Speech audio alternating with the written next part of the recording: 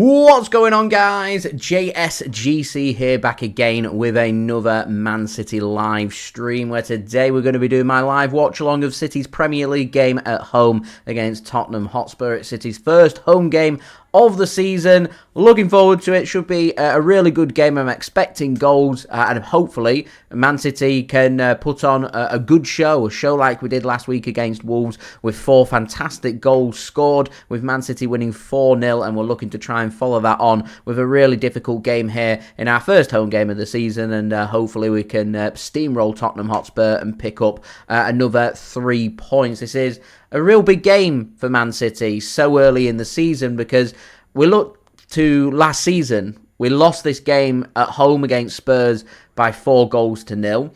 Man City will be looking for a response in this game, and this is actually a really good test to showcase the level that Manchester City are at right now, because it's very easy to get carried away with seeing City putting in some really impressive performances, and then you get a bit of a reality check, and what you're looking for, and this is what the Premier League offers on such a regular occurrence, is you want to be taking on some really good teams to showcase just how good your team can be. And that for me is, you know, I sometimes see people tuning in saying I think the Premier League's a bit of a farmers league with how dominant City have been over the years, and I always point towards the actual quality that we're looking at on the pitch, because in the Premier League there's no such thing as an easy game, and Tottenham Hotspur, you'd look at it on paper, you'd expect Man City to win this game, yet Tottenham Hotspur are more than capable, if City aren't on it, of beating us 4-0. So we weren't on it last season. We didn't play particularly well. Tottenham played exceptionally well, and they fully deserved the 3 points, the 4 goals, the clean sheet, and the hammering that Man City received. So this is a good test now to see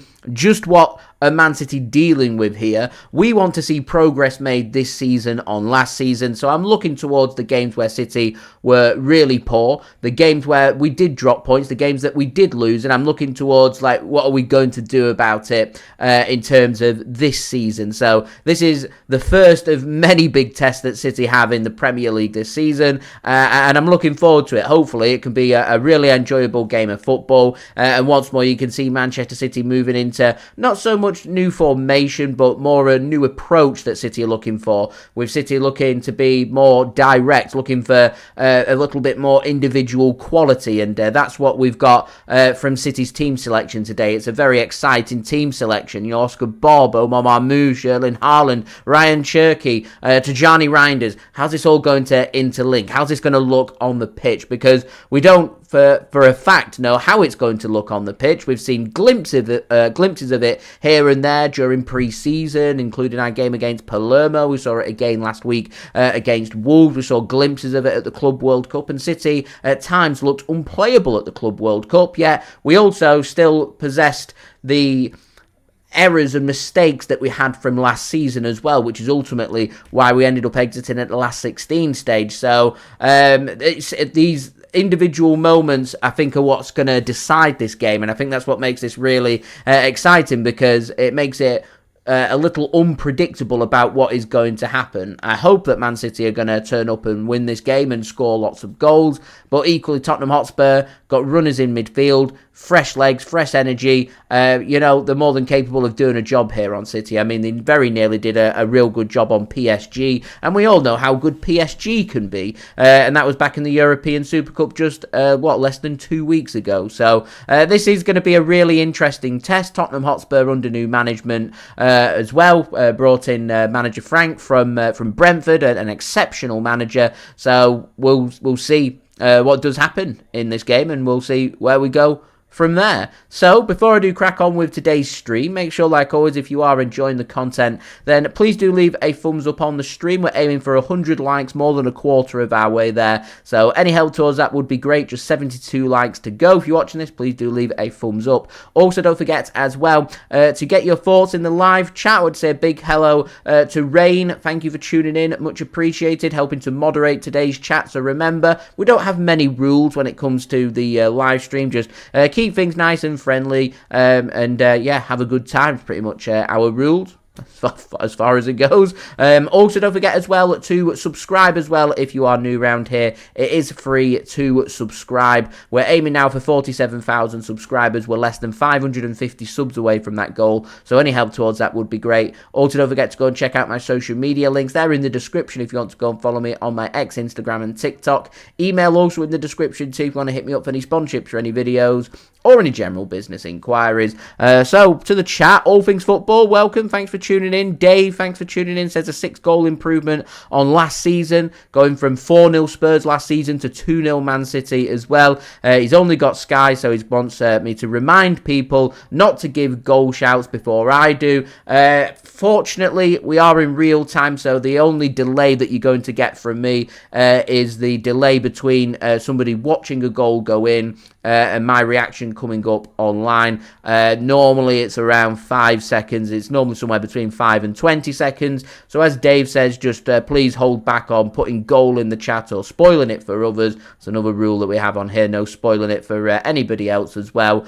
So yeah, that would be much appreciated. Mawaka, thank you for tuning in. Much appreciated. Rachid tuning in from India. Love that. Thank you for tuning in. We've got India in the room. David, thanks for tuning in. Big up to you as well. Says he's afraid of Mohammed Kudus. We'll speak more about Spurs and their team in just one moment. But Kudus has been a brilliant signing. And what we're starting to see is the impact of West Ham selling so many top players that they're now looking like a shadow of their former selves. Battered last week by newly promoted Sunderland, annihilated yesterday despite taking the lead against Chelsea. And I think West Ham are they've got some serious problems, so they've still got a little bit of time left in this window to try and bring a bit more quality, because if they don't, they're looking like a team that maybe could be relegated, which is frightening when you were thinking about over the last couple of seasons the players that they've had and the money that they've made in selling these players, like Declan Rice, Mohammed Kudus. They could have moved on Lucas Paquetá if it weren't for the allegations on his betting. That could have been more than £80 million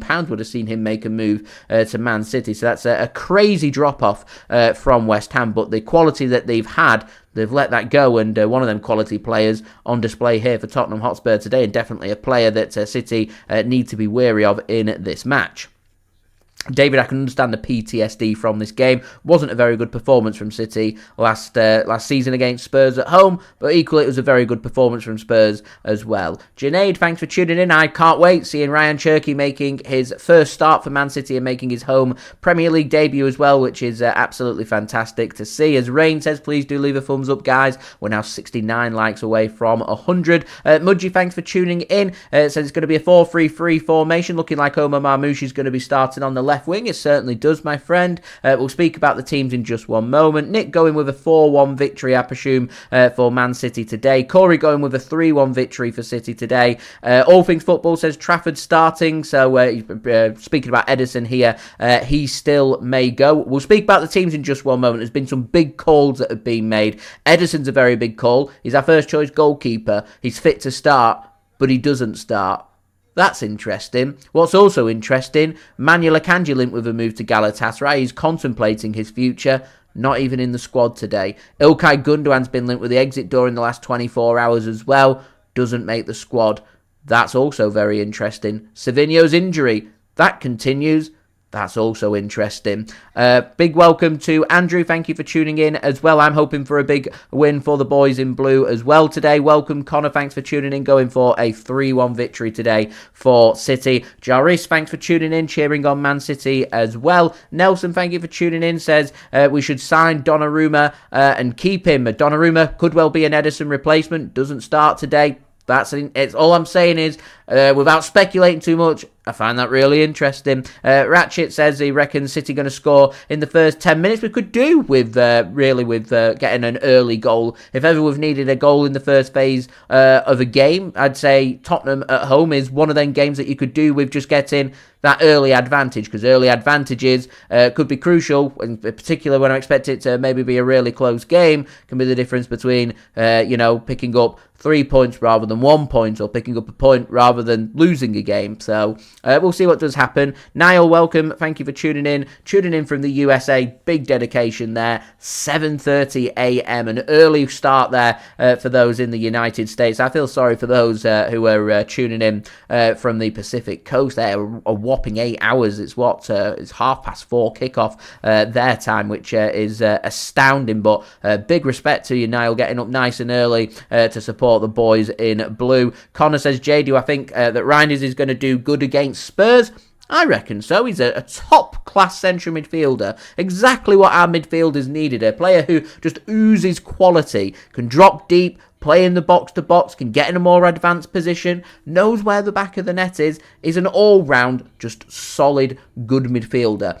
And Pep Guardiola will get the very best out of him. I just don't want us to overuse Tijjani Reijnders, that he ends up feeling the wear and tear of the season later into the season and he ends up picking up a couple of injuries. He's a player that prides himself on keeping himself fit, so we do need to utilise him whilst we're playing once a week. I expect him to be rotated a little bit more once we get playing to every 3 to 4 days from September onwards. It's fantastic as well, Connor, as you say, to see Rodri and Phil Foden returning to the Manchester City squad today and both make the bench. So, we're going to speak about the teams in just 1 second. I do want to say a big thank you, though, to today's video sponsor, which is brought to you by SofaScore. SofaScore is a free app to download. They're going to keep you guys up to date every single day with all the latest Manchester City scores and information for you to go and check out. They'll keep you up to date with all the scores from around the grounds. They'll keep you up to date with all the latest match information. They'll keep you up to date with all the latest team news, lineups, and so much more. And what I really like about SofaScore, it's not just limited to football. It's got all the scores and information covered for all the sports that you guys love to follow, all in one place, all in one app. If you like cricket, you don't need to find cricket dedicated apps. SofaScore's got you covered. If you like football as well, brilliant. It's got you covered. You like rugby, it's got both codes covered. Darts, NFL, all the sports, it's on there, guys, so do go and check it out. It is free to download, very highly rated, and anyone that does download SofaScore using my link in the description, or the link in the live chat, or the QR code on screen, does help to support the future content created here on my channel. I do have a 20-second promo video, which I'm going to roll in just 1 second, and then we'll speak about the team news.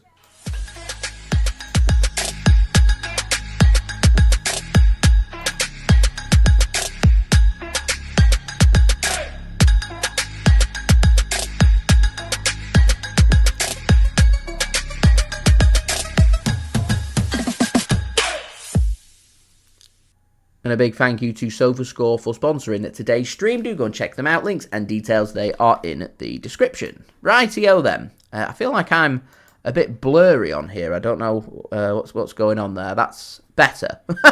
Sorry, guys. I don't know why the camera would just got a bit blurry there. Just struggling to focus, I think. Anyway, that's much better.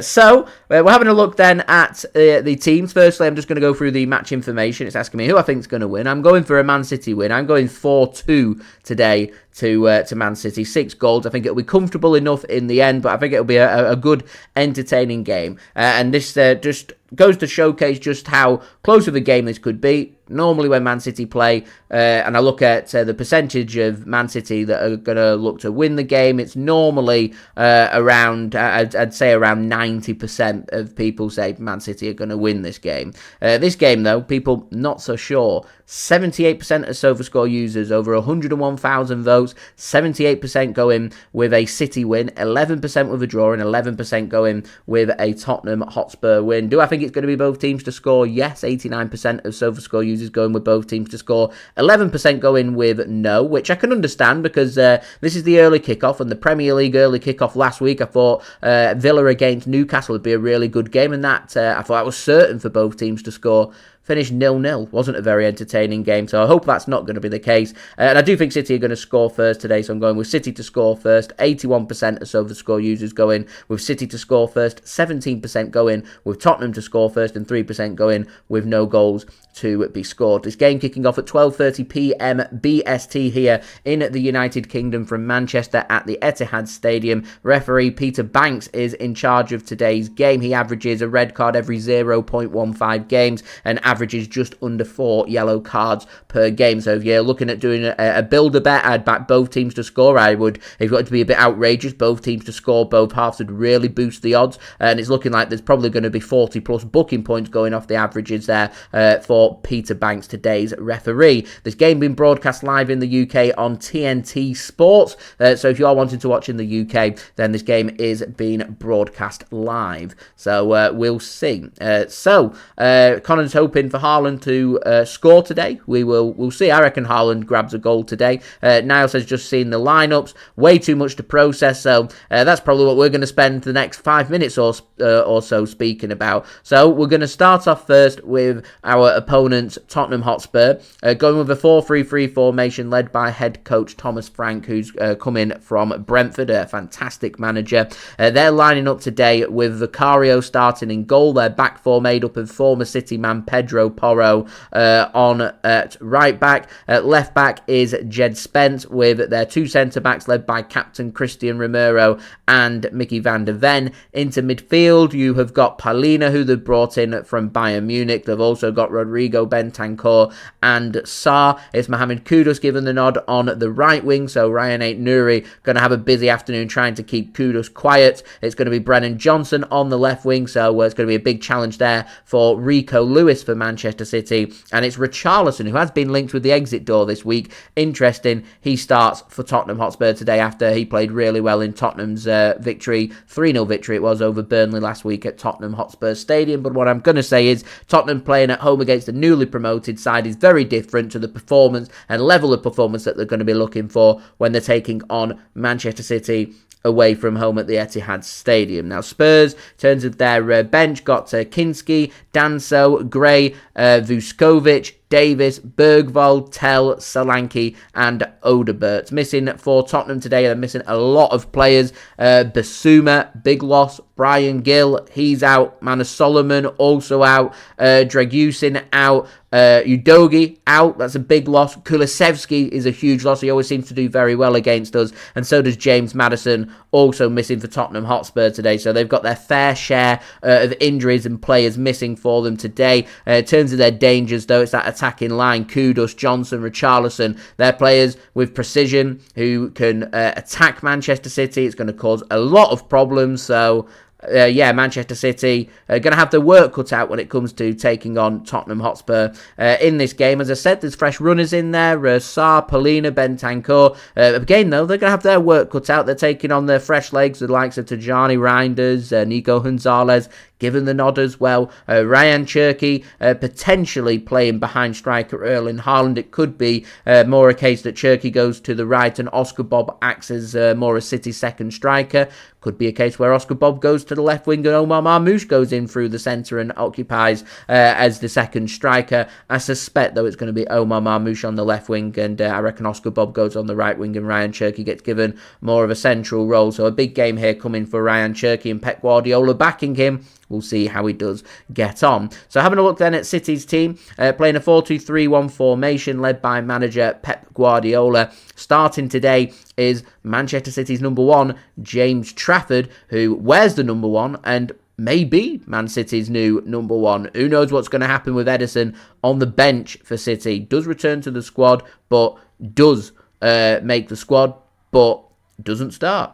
That's really interesting. In terms of the players in defence, Man City starting with Rico Lewis as their right back. Rayan Ait-Nouri making his home debut for Man City today. At left back, it's John Stones once more given the nod, along with captain Ruben Dias, fresh from signing his new 4-year contract with Man City. Tijjani Reijnders and Nico Gonzalez are City's two central midfielders. Rayan Cherki looks like he's going to be playing in a more advanced role behind striker Erling Haaland, with Oscar Bob on the right wing and Omar Marmoush on the left wing. Man City's bench today then, very strong. Ederson makes the bench. Nathan Ake linked with a move to Everton. He makes the squad, so maybe that's not as far advanced as some think. Kadir Khusanov also on the bench. Great to see Rodri back. Bernardo Silva, I think, was the only change for Man City from our win over Wolves. Unlucky to miss out. He drops out. Rayan Cherki comes in. Matheus Nunes, I was wondering if it had been Nunes or Rico Lewis. It's Matheus Nunes that's given the nod ahead of Rico Lewis.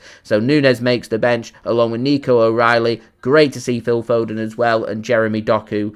Sorry, it's 2 changes. Jeremy Doku comes out and Omar Marmoush comes in. Missing for Man City today, Josko Gvardiol is training, but unfortunately not fit enough to make the squad today.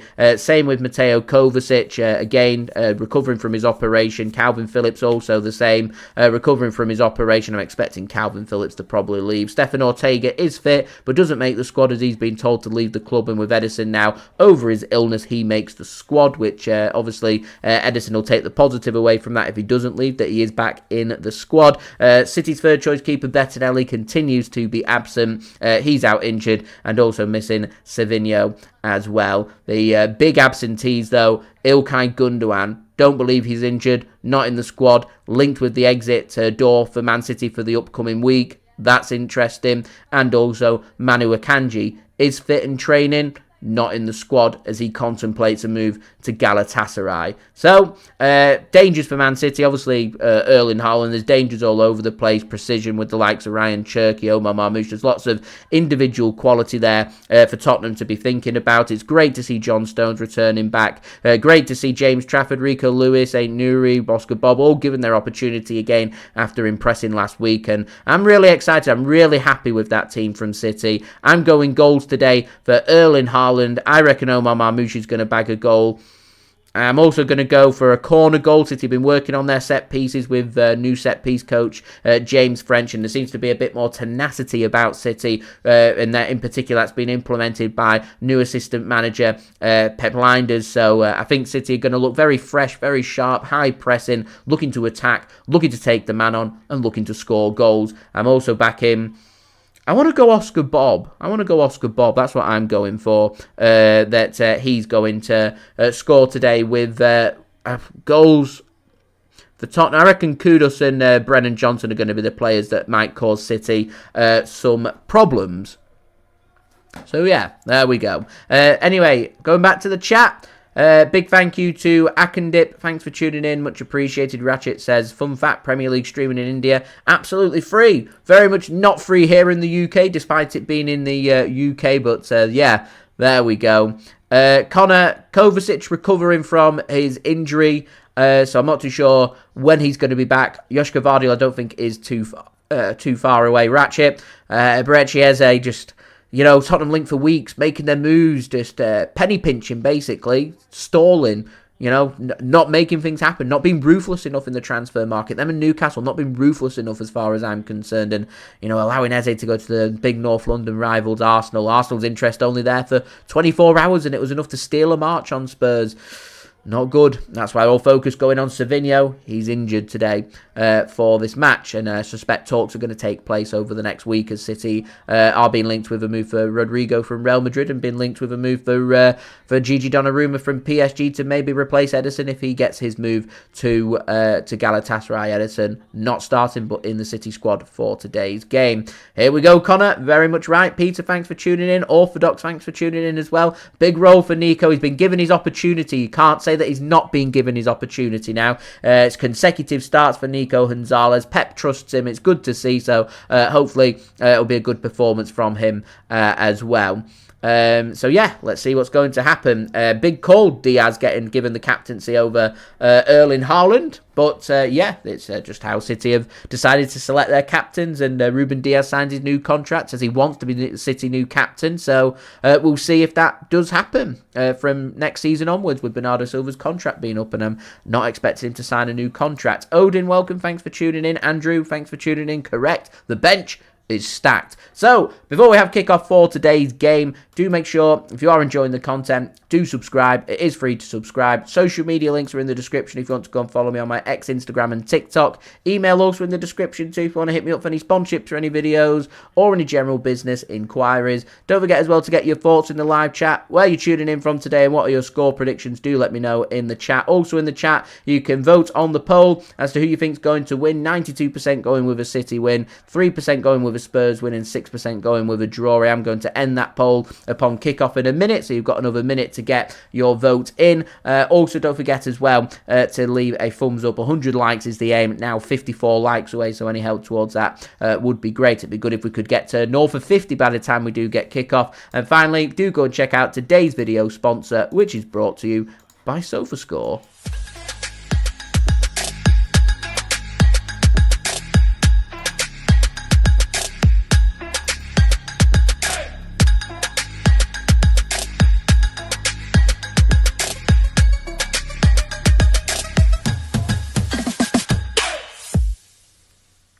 And a big thank you to SofaScore for sponsoring today's video. Do go and check them out. Links and details, they are in the description. Mama, thanks for tuning in. Going 2-0 Man City win. I'm hoping for a good weekend starter as well, Odin. Come on, Connor. And also Jessica, thanks for tuning in. Going for a 3-1 victory today for City, and says it's an early start here in the US. Is it 7:30 in the US, depending on where you're tuning in from? On the East Coast, 7:30. Tuning in from the Pacific Coast, though, a whopping 4:30 a.m. start. It's one of these that for the international audience is a perfect kickoff time for those who are based in Oceania and in Asia. But if you're based in one of the Americas, South America or North America, bit of an early start. Not too bad of a time here in Europe at 12:30 lunchtime. Not too bad. So same with the rest of Europe. Good afternoon kickoff, and Africa as well, and the Middle East. So yeah, Brian, thanks for tuning in early for you as well in Barbados, East Coast for Jessica. Love that. Thank you for tuning in.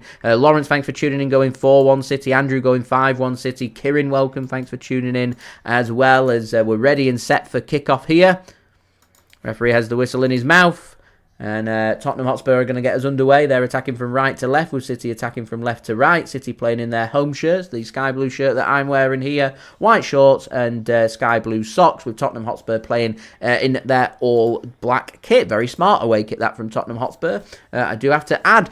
Chick, thanks for tuning in. We've got South Africa. Ian, thanks for tuning in as well. I'm going with a City win today by 4-2, and Adrian going with a 2-1 close game, but a win for Man City nonetheless. Today's choice of drink, got it in my special limited edition Euro 2024 cup. Erling Haaland plays a direct ball forward, looking for Omar Marmoush, cut off well by Tottenham Hotspur. Romero it is that cuts that off.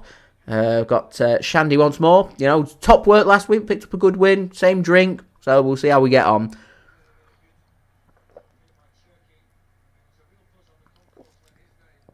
Good stuff. It's a bit early to be having a drink, but I woke up early to get my transfer update and everything sorted, so I'm fully awake. We'll allow it. Chick going with a 3-1 victory today for Man City. So, here is City then, in control of the ball. It's Nico Gonzalez just working it to John Stones.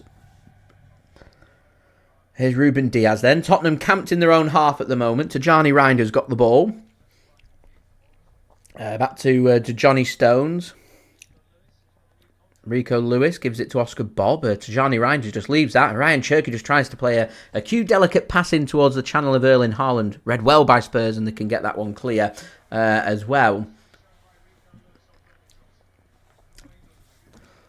So City then with the throw-in. Once more, Richarlison puts his foot onto that, and that'll be another throw-in for City, which Rico Lewis will take. Rico Lewis then given the nod, which I think is interesting. Animated, thanks for tuning in. Going 4-2 today for Man City. Adrian, Marmoush over Doku. It's an interesting call, if nothing else. I'm a fan of it, though. I am a fan of it. Doku, he had two men around him. Tottenham will have done a lot of preparation for Jeremy Doku.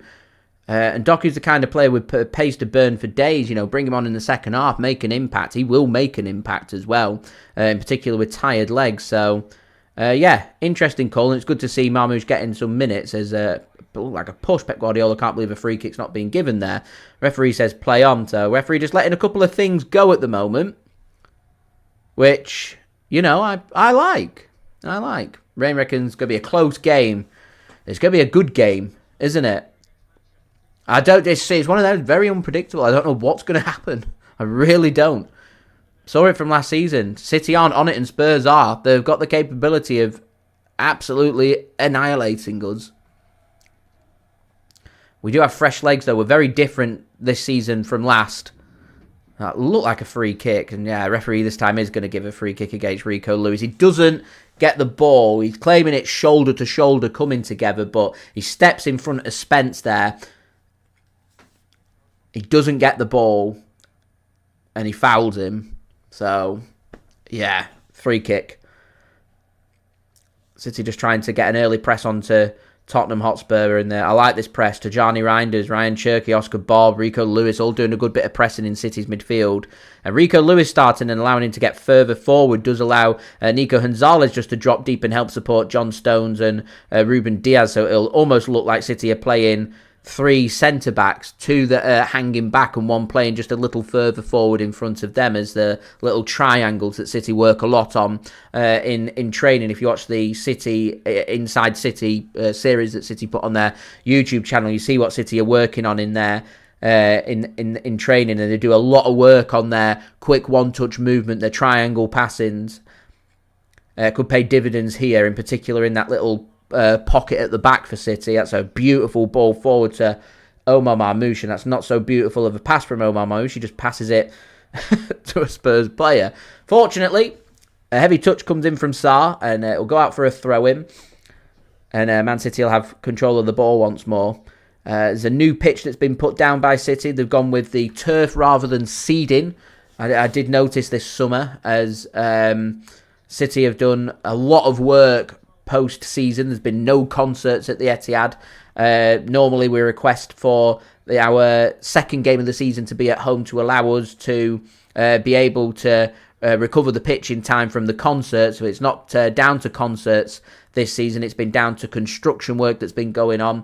There's some work that's been done on the outside of the stadium. City working on a new museum, new shops. I think they're working on new bars, restaurants, hotel, and so much more on the outside of the new North Stand. And they've made some tremendous progress on the North Stand expansion as well, which City have put some boardings up and said, or covers up and said the new North Stand coming very soon. I think City have started putting in new rail seatings in the expanded second tier. As we were just getting a good look at it. So that's coming along very nicely. I think that's set to open the early parts of 2026. So City have had obviously all the construction workers in construction vehicles, cranes and stuff, which completely damaged all the pitch. So they've laid a new pitch. Turf, not seeds. So, free kick given away by Man City. Tottenham Hotspur got the first opportunity here to not only get forward, but a chance to put a ball into the box. Welcome, True. Thanks for tuning in. What can Spurs do from this set piece then? There's played deep, headed back across, fresh from the training ground that. Read by Erling Haaland, gets a good foot onto that, hacks it clear. City want a free kick, are coming together there. Omar Marmoush not happy with that. Tottenham managed to play the ball further forward. They've still got control of the ball. Here's Kudus now to Sarr, and Spurs are just going to work this ball back and happy just say, you know what, we'll call that quits. We'll continue to build from the back. Dave says we've hit 50 likes, which is brilliant. We're now halfway to 100 likes, so any help towards that would be great, guys. Thank you to everybody that's left a thumbs up so far. Much appreciated. Don't forget to subscribe as well if you're new around here. And do check out today's video sponsor, SofaScore. Links and details, they are in the description. Here is John Stones then for Manchester City. Works a ball to the right-hand side. Rayan Cherki picks the ball up for City, back to John Stones. Peter, no, I think the referee's just trying to let the game flow, and I think 50-50 challenges are probably, certainly in the early parts, going unpunished. So it's going to take a clear foul for the referee to give something. Anything that's 50-50, he's not going to give, as Erling Haaland gives away a free kick. Erling Haaland felt like he'd been dragged down, but his heavier touch there goes through the back of Richarlison. Probably lucky to escape a yellow card there, Erling Haaland, to be honest. It was a bit of a nasty challenge. Let's see if there is a push in the back. High pressing. Now, there's not much in that, to be honest. Erling Haaland just leaves his studs up and goes to the shins of Richarlison. Fortunately, I mean, there's a bit of a scissor action there from Erling Haaland. It's a definite free kick. I think he's real lucky to escape not getting a yellow card there. Tottenham, I don't think will be too fussed about that because they've got a free kick in a great position here. 20 yards out to the left of centre. Could be an early test here for City's new goalkeeper that they brought in from Burnley, re-signing, of course, James Trafford. So this is definitely danger here for Man City that they need to be wary of. Just a 3-man wall. It's a good position, this, for Pedro Porro. I'm surprised they've gone with just a 3-man wall.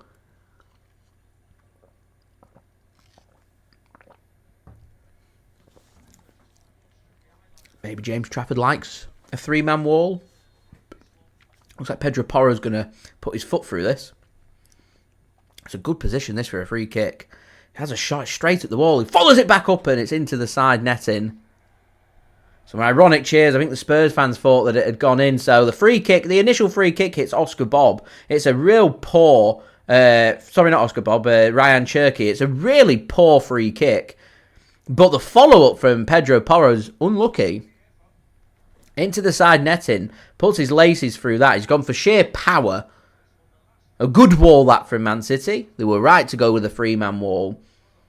Remember, when I said City's been working on their set pieces, it's not just about scoring set pieces and how good City's balls are into the box from corners and free kicks and from the penalty spot and things. You know, it's equally, Omar Marmoush could be in!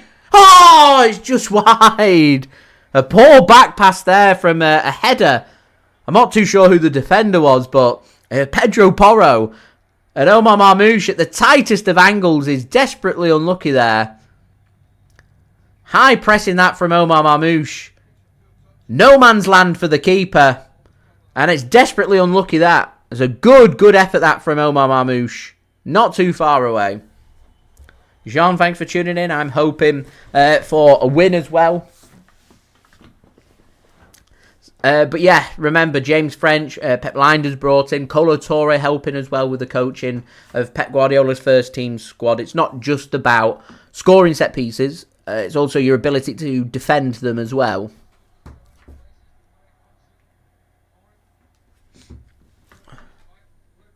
So 10 minutes in here at the Etihad, 0-0. As City have just gone close for Omar Marmoush. Pedro Porro a minute earlier went close. A couple of good opportunities, one for both sides. Neither keeper tested, actually. As a back pass comes in, looking for Rico Lewis. Nearly a mix-up between James Trafford and Rico Lewis, and James Trafford just couldn't get his pass out in time. Bit lackadaisical that from the young City keeper, and Tottenham Hotspur picked up the ball here. This is... A ball comes in, it's not very good from Spurs, so it goes unpunished. A learning curve there for Rico Lewis and James Trafford. James Trafford, goalkeeper, needs to talk there. He should have been telling Rico Lewis, leave the ball, I'm going to take the ball. He doesn't. James Trafford there also would have been better going with his left foot than his right foot. The slight second follow-through from his right foot just allowed Richarlison to press him, and that could have been a disaster for City then. Rico Lewis plays a no-look pass as well, a short 1-yard pass to the keeper. To young players there. It's a big learning curve for both of them, but James Trafford's the goalkeeper. He leads from the back. He can see everything in front of him. James Trafford should be speaking to Rico Lewis and saying, I've got the ball here. As high pressing coming in from Spurs again. City do well to keep hold of the ball. Ruben Dias, it was, being put under pressure. Eventually City can find an outlet through... of all players, Nico Gonzalez, and he's going to get a free kick here for City as well. Peter, he's stronger with his right foot, certainly, but goalkeepers, you've got to be able to use both your feet. He's got to be capable of playing a simple pass with his left foot. I think he's just thought he had more time than maybe what he thought, and he gets pressed into a mistake. Fortunately, it weren't punished. City in the penalty area, though, here.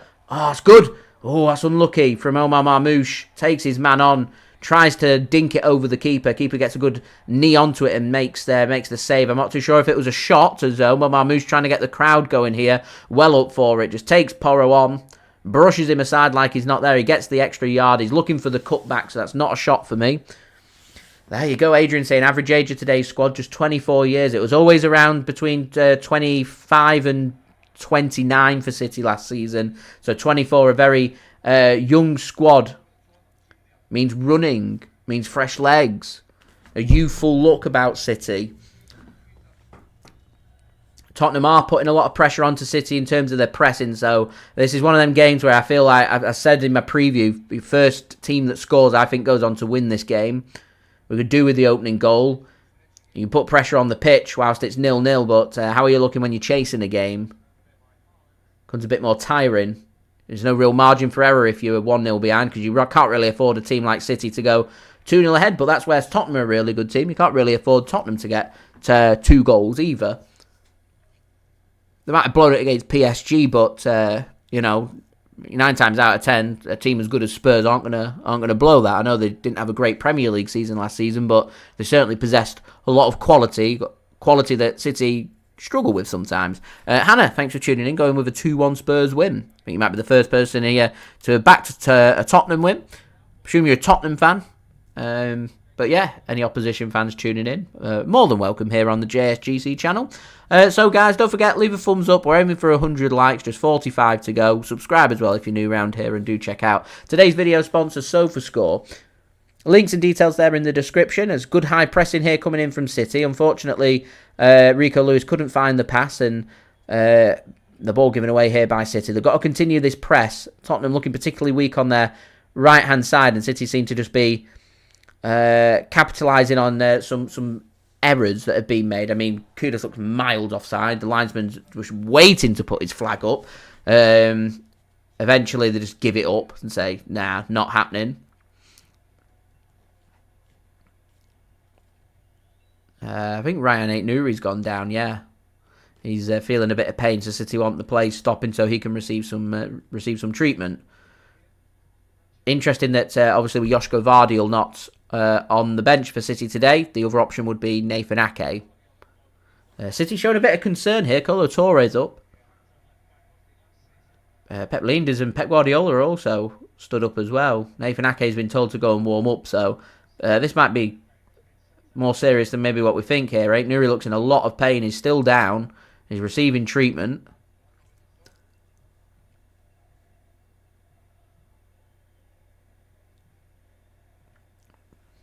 It would be Nathan Ake that would come on if he is injured.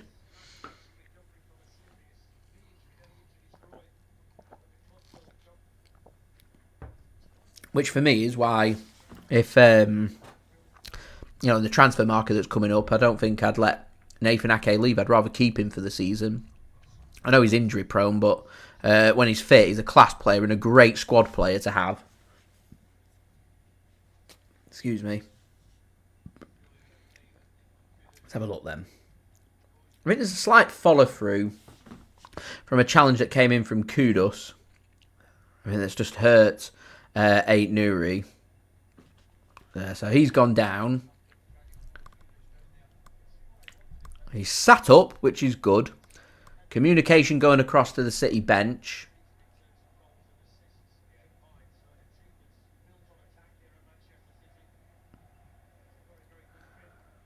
Ait-Nouri's just told us to go off at the opposite side there. He looks in a lot of pain, so I'd be surprised if Ait-Nouri continues here. He's limping. We'll see if City go for an early change, or if Ait-Nouri's going to try and run this one off to continue. He still looks in a heap of pain. Ait-Nouri is walking a little better now. He's just doing a couple of side steps on the touchline. Man City got possession of the football, ball given back. Here's John Stones. So City down to 10 men for now.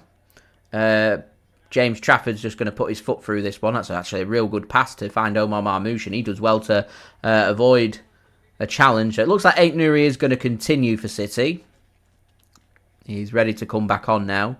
He's going to look to try and just run it off. Magical spray put on, I'm sure. So we'll keep an eye on that. Hopefully nothing too sinister or serious, and hopefully we don't see Rayan Ait-Nouri now unchallenged go down, because that means he will have to come off, and he has got an injury. That's a good pass. Here's Oscar Bob up against Jed Spence. Here's Rico Lewis, then back to Oscar Bob. He's got some movement on the left-hand side. Omar Marmoush does well. Omar Marmoush opens up. It's a good save, and Haaland just couldn't get control of the rebound. And Tottenham Hotspur are going to come away with the ball. It's a good interception that from Ruben Dias. Here's Oscar Bob. And Tottenham do well to intercept and just work the ball back into space, which Rayan Ait-Nouri is going to pick up. And the City fans well behind the team here. Good high pressing. Ait-Nouri looks in pain still. Playing that pass there looked painful for him. He's not running normally here. He looks in pain. Here's John Stones to Ait-Nouri. Has to stretch for that. Plays his pass back. He's trotting a little better now. Trafford then back to Ruben Dias. Ruben Dias going to work it back to James Trafford here. He's got John Stones to one side. He's going to hoof this one long. Header should be won by Spurs. Second ball should be won by Oscar Bob. It's a lovely touch that by Oscar Bob. And that's a good pass. Here's Tijjani Reijnders then. Gets to make a bursting run forward. He goes for, I think he was going for a little poked shot himself there. Tottenham managed to get a block in. There was a good pass on to Omar Marmoush that probably should have been played. It wasn't. Spurs can get it clear. John Stones does well to get his foot onto that. Spurs pick up the loose ball though. Here is Romero now to Bentancur. Work to the right-hand side where you've got the ever-dangerous Pedro Porro. Looks to play a ball in the channel looking for Mohammed Kudus. Cut off, though, by Rayan Ait-Nouri. Ait-Nouri's just crouching over now. He's going to have to go off. He's in a lot of pain. He's limping. That's not what we wanted. It's not what we wanted. He hoped to run it off, but...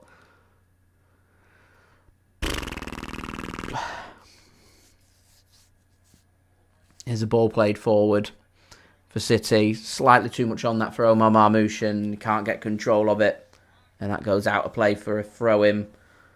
All eyes here on Rayan Ait-Nouri though. He looks in a heap of pain and I'm expecting any minute now for him just to go down and just say, I'm done. Nathan Ake's continuing his warm-up. I imagine they'll probably be telling Nathan Ake to get stripped and ready to go on. I think Nathan Ake's just been called back over to the City bench, so... A good sliding challenge that from, I think it was Nico Gonzalez. Here is Rayan Cherki then, dropping into deeper positions. Like he's Bernardo Silva. Playing the Bernardo Silva role as well. That's good one-touch passing from City. And pass comes in from Tijjani Reijnders outside of his foot, hoping that Erling Haaland would be ahead of the Spurs defenders, but he's not. And Spurs do well just to shield that one out, and that will be... a goal kick for Tottenham Hotspur. So Nathan Ake now receiving some instructions from Pep Guardiola. He is going to be coming on very soon. So Rayan Ait-Nouri going to be the first injury of Man City's season. And I think if Man City have been thinking about letting Nathan Ake go in this transfer window, I think this is just probably going to reiterate just how important it is to have enough cover on the left-hand side of defence. Josko Gvardiol's obviously a centre-back. Nathan Ake is a centre-back that can help cover with Rayan Ait-Nouri. And Ait-Nouri's now done what our fearing was going to happen. Unchallenged off the ball, he's gone down, he's laying down and saying, my game's over. Nathan Ake is stripped, he's had his instructions, getting more instruction from Reijnders once more, ready to come on. Pep Guardiola as well, just helping to give some instructions. So, I wonder what Pep Reijnders is saying there. It looked like he was indicating something about forceful impact coming in, so probably talking about high pressing. City are happy to high press, and Tottenham Hotspur happy to high press as well. So Nathan Ake's got to get up to speed and quick. Can't really afford in a game like this, as tenacious as this, anyone to be falling off.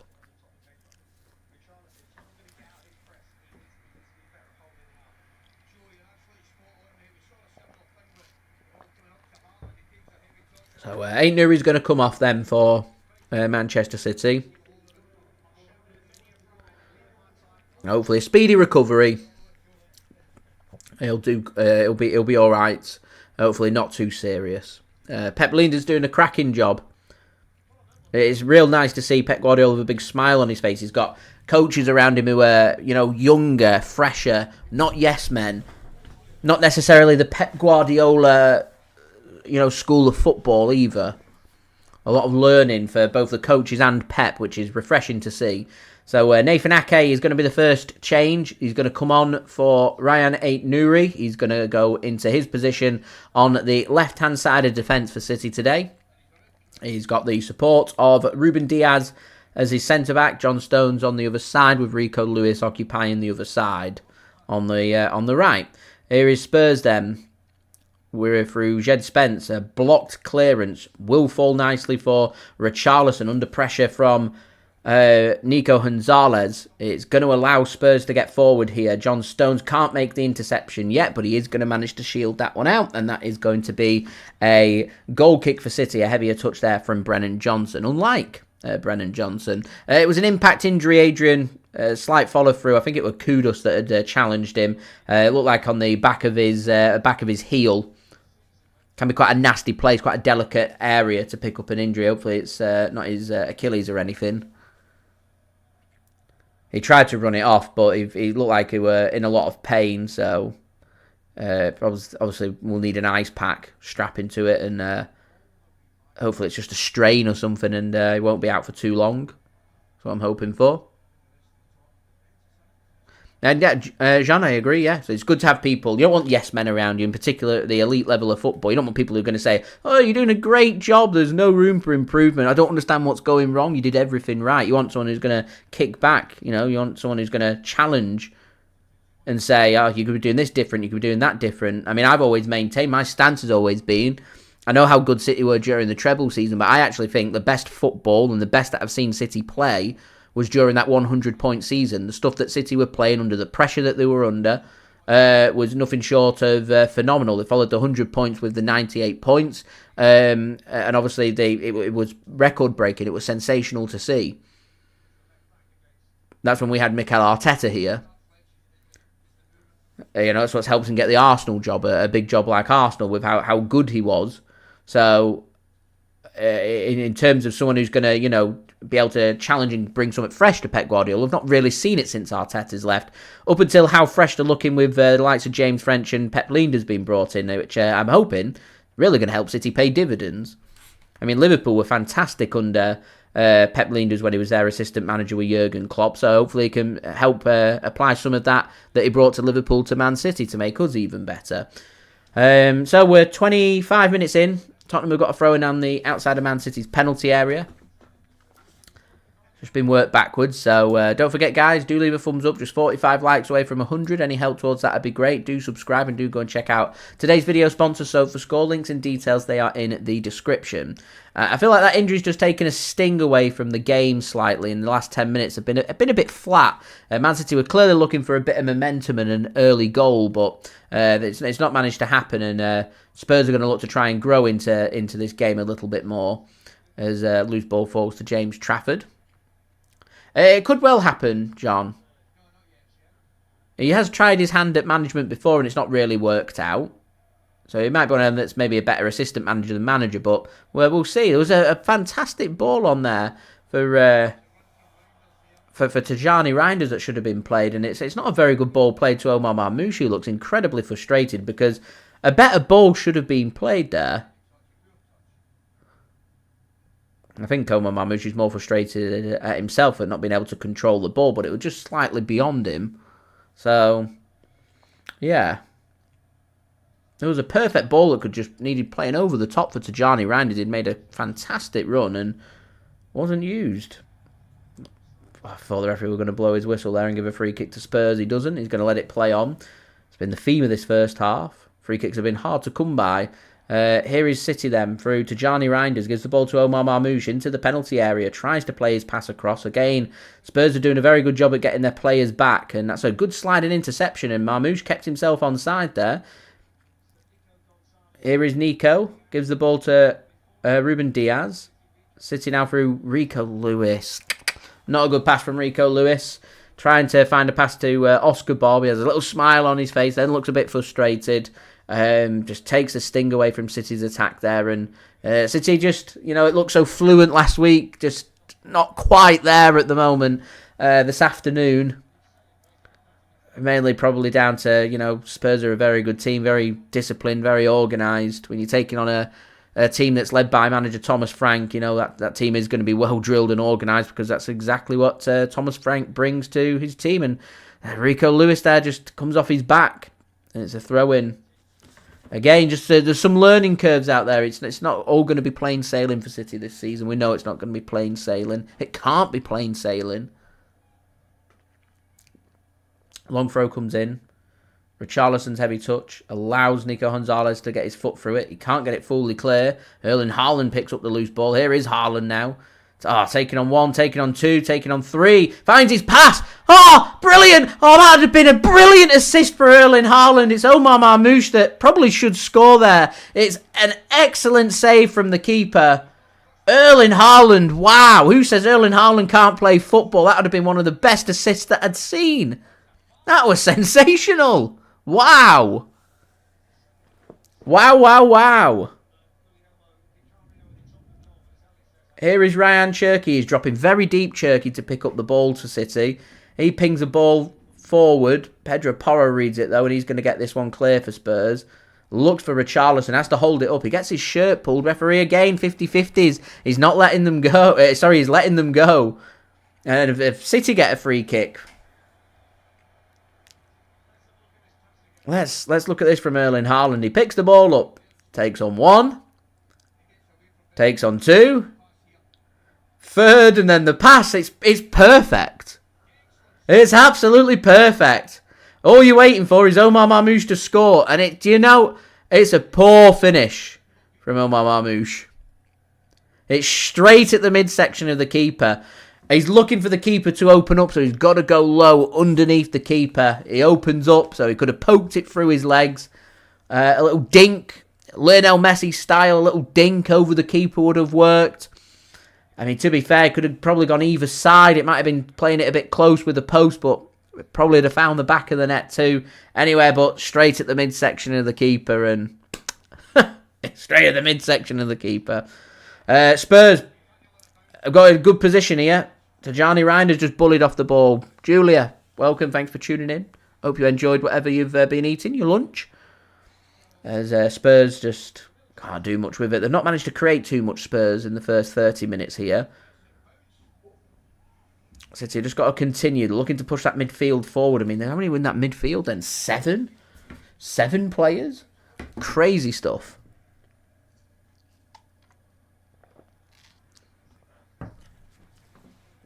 Good interception from Nathan Ake. Oh, that's great from Marmoush. And he wants a free kick. He doesn't get... Does he get a free kick? I don't think he does.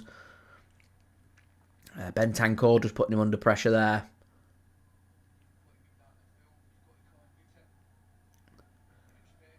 I think Tijjani Reijnders, as great as he's been, does need to just... He gets, was it Kudus there? Bullies him. Brushes him aside. Tijjani Reijnders is bigger than he is. He can't be bullied and brushed aside there. Show your strength. Shoulder to shoulder. Bump. Straight in. Fortunately, again, it didn't cause us any problems. But, yeah, we'll see. Facts. It is, could be the perfect game for Doku to make a good impact from the bench. I imagine we get to like 60, 65 minutes, in particular if this game's still 0-0 or City are behind. Or we're level, I imagine Doku will get chucked on. What do I think of Cherki so far? Do you know, I was expecting to be in a more advanced role. He's doing a lot of running. He's covering a lot of ground. You know, he's like a younger Bernardo Silva right now. That's probably how I'd describe him. A younger Bernardo Silva. But he's done good. He's done well. It's a long ball forward from Vicario, and that's really well read there. Johnny Stones gets his head on that bump into the stands. Good stuff, Johnny Stones. King, welcome. Tuning in from South Africa. Thank you very much for tuning in. Much appreciated.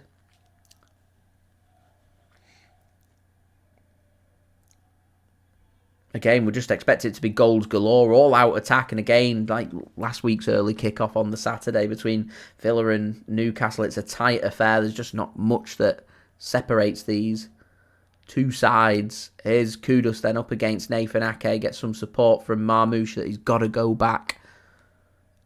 Here is Bentancur. He's had a good game for Spurs so far. I think Bentancur, as Spurs are just going to play this one back through Romero back to Vicario. He's got Van de Ven to one side. He's going to go long, though. I think he was looking for Brennan Johnson, but he was in an offside position, so he's always trying to get back there, and he couldn't manage it. As we're now just 40 likes, guys, away from 100. Any help towards that would be great. Do subscribe, and do go and check out today's video sponsor, SofaScore. Links and details, they are in the description. Here is Rico Lewis. Not really seen too much of Rico Lewis in this game so far. John Stones finds a pass into Oscar Bob. Good hold-up play. Gets a push in the back. That will be a free kick here for City, and I'd suggest City just take their time with it. Spurs trying to get a lot of pressure on, and City, correct, are just going to leave there. And he kicks the ball away, referee, yeah. Yellow card. Straight in there. Well, Brennan Johnson just kicks the ball away for no reason whatsoever. I think he's claiming that a City player had touched the ball, and he looks a bit bemused as to why he's been shown the yellow card, but... You know, the referee, there's no signal that he can touch the ball there, that, City have played a pass. He just kicks the ball away. Is a yellow card. It's a silly, silly yellow card, that from Brennan Johnson. Again, City have got a lot of young players on the pitch. He's a young player, and it is a bit of a learning curve in these big games for these young players. We have lacked a bit of control facts at times. I think City are happy for a bit of a gung-ho at times. They're happy to go toe-for-toe, attack-for-attack with teams. As long as it ensures that we get opportunities. It's like we had against Wolves last week. The opportunities at times were few and far between for City. We just had to be clinical. Well, we've had a couple of real good opportunities with not being clinical, though. That's a good pass from Haaland, and Tijjani Reijnders there just needs to take that across his body and control it. I don't think he was fully aware of his surroundings there, that he's played a pass that wasn't on. He actually had a really good opportunity there. It was a good pass from Erling Haaland. He just needs to take a touch. And he has the opportunity to, if he takes it across his body, to put his left foot through that if he wanted to. That's why the City fans look a bit frustrated there. There's a lot of learning going on this pitch right now. A lot of learning. Oh, Richarlison's in here. And he's got Johnson to one side, and he's going to score 1-0. Now the offside flag goes up. City fans ironically cheer. Good finish that from Brennan Johnson. A good assist from Richarlison as well. Thomas Franks immediately out into his technical area to show his appreciation. Let's have a look then. Long ball comes over the top. This is tight, this. This is really tight. VAR will definitely have a look, to quote Steve McManaman. This is a tight call. Referee has to say, stop the play here. The VAR are having a look at this. This is close. Trust me, this is close. From one angle, he looks offside. From that angle that we're looking at, doesn't look offside for me. This is a tight call. My gut feeling is I think this is a goal.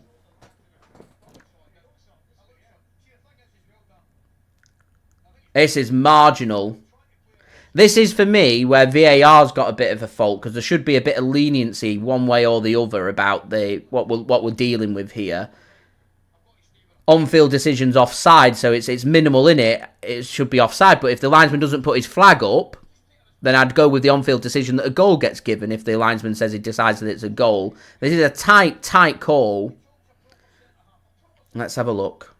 Yeah, it's goal. Goal given. Yep, I said he looked onside. 1-0. It's a good finish from Brennan Johnson.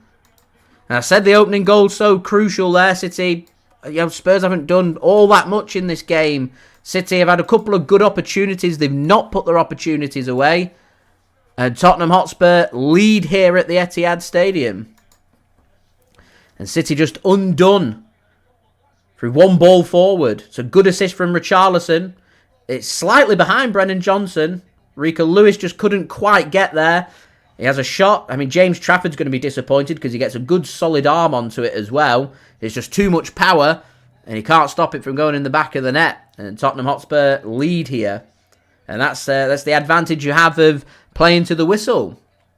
Oh, no, indeed. And now Manchester City need to respond. They've got to get on it, City, and quick. They've got to get on it and quick. Could do with a response before half-time here.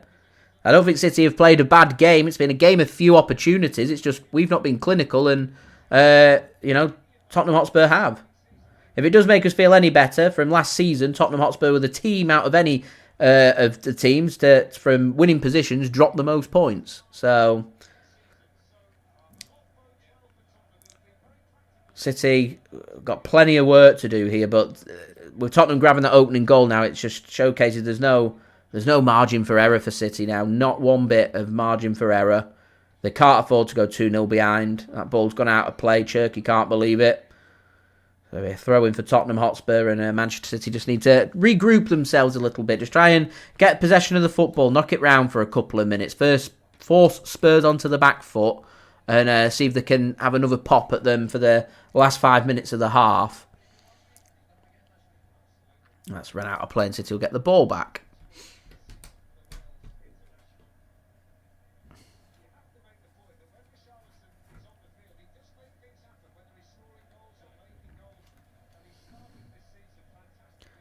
Ball gets sent forward here. Haaland can't get the flick on. Spurs can't get it clear.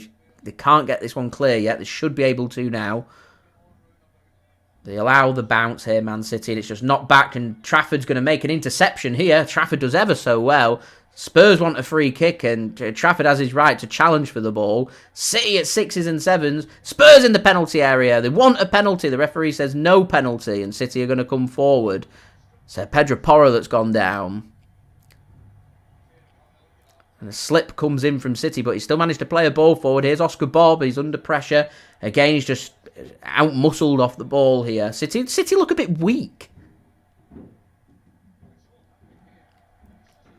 Right, throw in them for Spurs. Referee just wants VAR to have a look at a potential penalty check for Tottenham Hotspur. Let's have a look at it then. Firstly, it's outside the penalty area, so no penalty. Second of all, there's minimal in it. Again, not a foul, so this won't be a penalty, and we'll be able to continue. Good interception that from James Trafford. I don't really get why Tottenham are complaining about wanting Trafford to be penalised there. You know, he's well within his right to challenge for the ball. His foot's not high. His knee's up looking to try and win the ball. He wins the ball. So football's a physical game. Yeah, referee's just signalled no penalty. Play on. So yeah.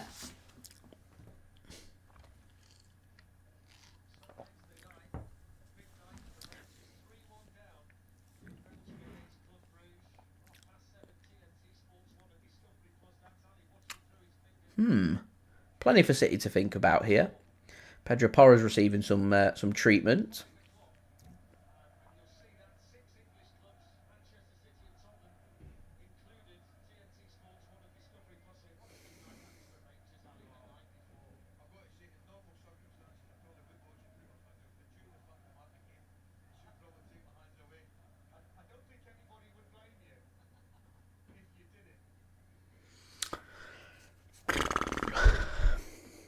Anyway, guys, don't forget, whilst Pedro Porro receives some treatment, do leave a thumbs up. We're aiming for 100 likes, 39 to go. Subscribe as well if you're new around here. And do go and check out today's video sponsor, SofaScore. Links and details, they are in the description.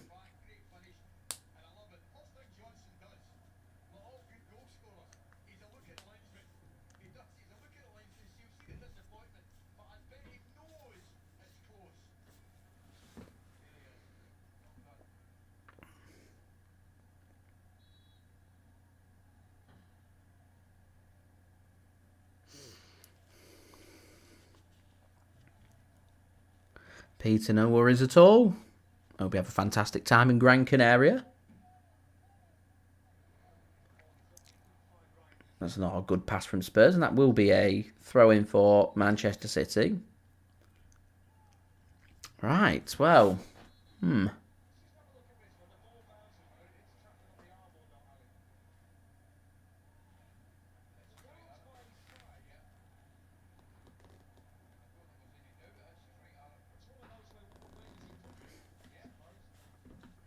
The commentators there just mentioned they thought it was a handball by Trafford, but it hits here. I don't really get why they're saying it's hit his arm. His arm's here and it hits here. Odd. Rico Lewis can't keep that ball in. That's going to be a goal kick.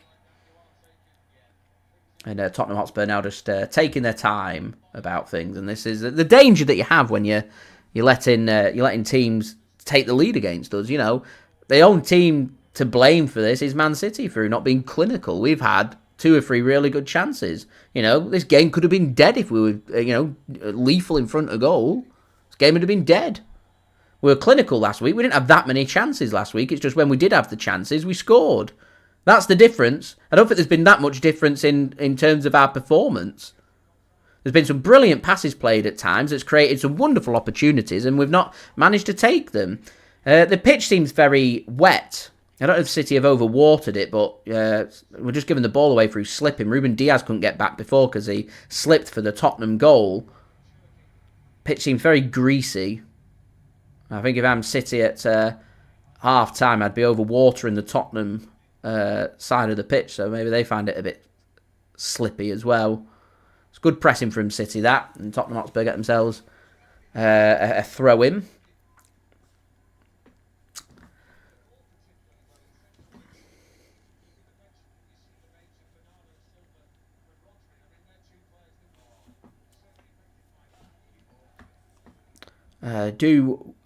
For me, this game possesses, to me, a kind of game where, obviously, we've spoke about Jeremy Doku already. You're looking for a real aggressive game like this. You need your quickest of players available to you.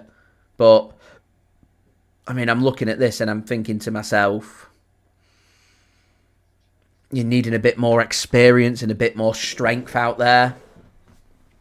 Bernardo Silva would obviously be one that you'd be thinking about maybe needing to come on, showcase a bit more experience. Oscar Bob struggled to get involved in this game so far. So the reporting, the commentators there's going to be 7 minutes added on here.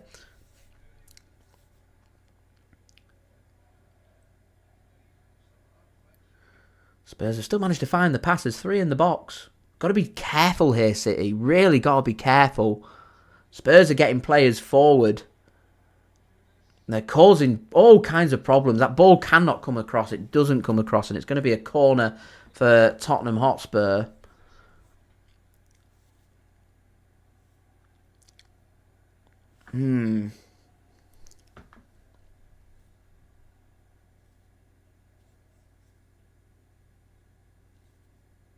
So we are into the first of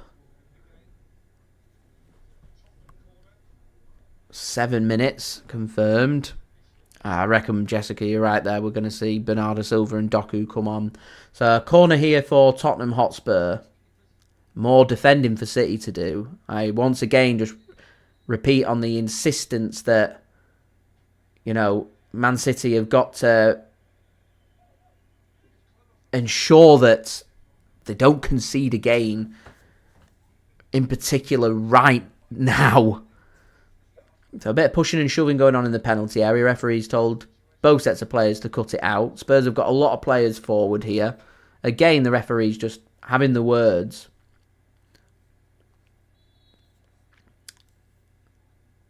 Corner then for Spurs. It's a deep one. Header won by Marmoush. That will be a goal kick. Manages to flick it onto the head of Richarlison. And, Spurs just played the same set piece that they'd put in when the referee blew his whistle.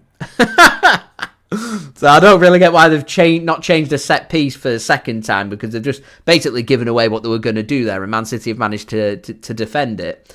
So the element of surprise weren't really there. If you're going to play your corner, and that's a poor giveaway from Trafford. That's a poor giveaway, and 2-0. Yeah, okay. It's Paulino with the goal. City just making their own worst enemy. And I spoke about the importance of not going 2-0 down before half-time, and here we are going 2-0 down before half-time. Spoke about earlier about the importance of, Man City and the distribution out from the back. You make the big call with James Trafford. A young keeper, he's learning and stuff. We know that he's learning. He's got to learn. A pass comes in. And James Trafford there, the pass was just never on to be played to Nico Gonzalez, and they hit panic stations, and it takes a deflection, and City just fuming there. I don't get why James Trafford's played that pass. I don't get why he's played that pass. That pass was never there to be played.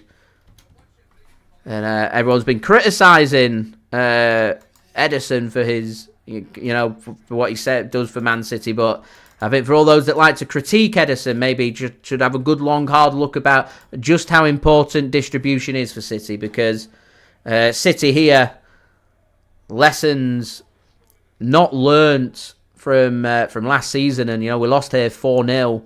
And we're making the same mistakes again. You give Tottenham Hotspur anything and they'll run away with it.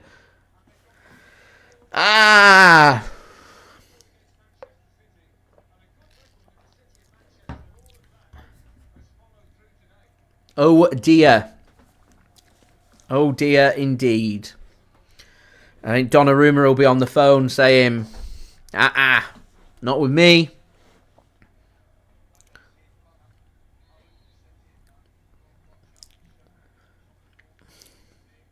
Alexandros, I think that's really harsh on James Trafford. He's a young goalkeeper.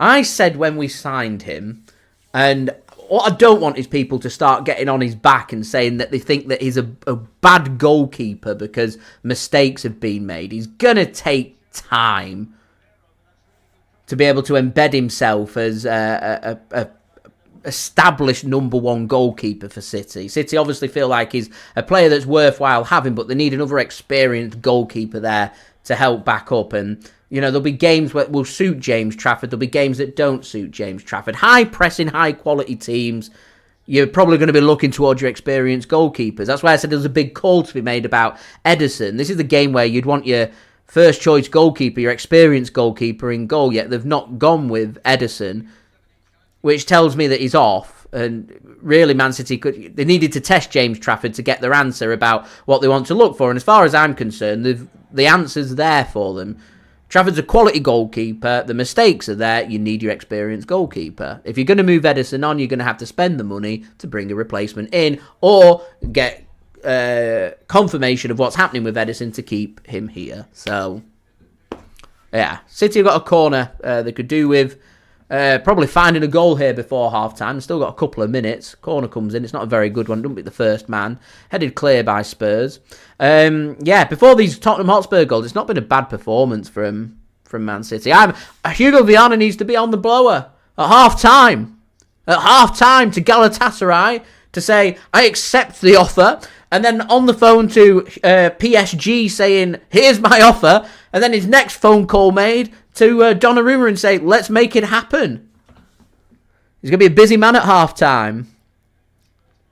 This has been a game where City have been looking for the answers. They've got the answers. They need more quality. It's good to have the youthful side of things, and it's good to see. It's going to take a bit of time for these players to embed themselves in. As City can't find their way through. This for me is where Man City are at their best, pinning Tottenham in to try and create their opportunities, because there will be opportunities. I'm not writing this game off. Man City are more than capable of going out and scoring 3 goals in a half. They will have opportunities. They've got to be clinical.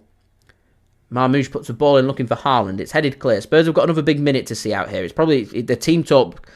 It probably doesn't change too much for Tottenham, but it change it just slightly somewhat, and it gives City a bit of momentum heading forward. Oscar Bob goes down. He wants a penalty. They're going to get a corner instead. Didn't look like a penalty. The referee's just going to, I think, stop things just so VAR can have a quick look at it, but not for me. In fact, they're allowing play to go on. Corner taken quickly. Chipped in. Haaland! He's got to score. He's got to score. He's got to score there. It's a beautiful ball in from Rayan Cherki. Haaland he's ever so slightly ahead of the ball.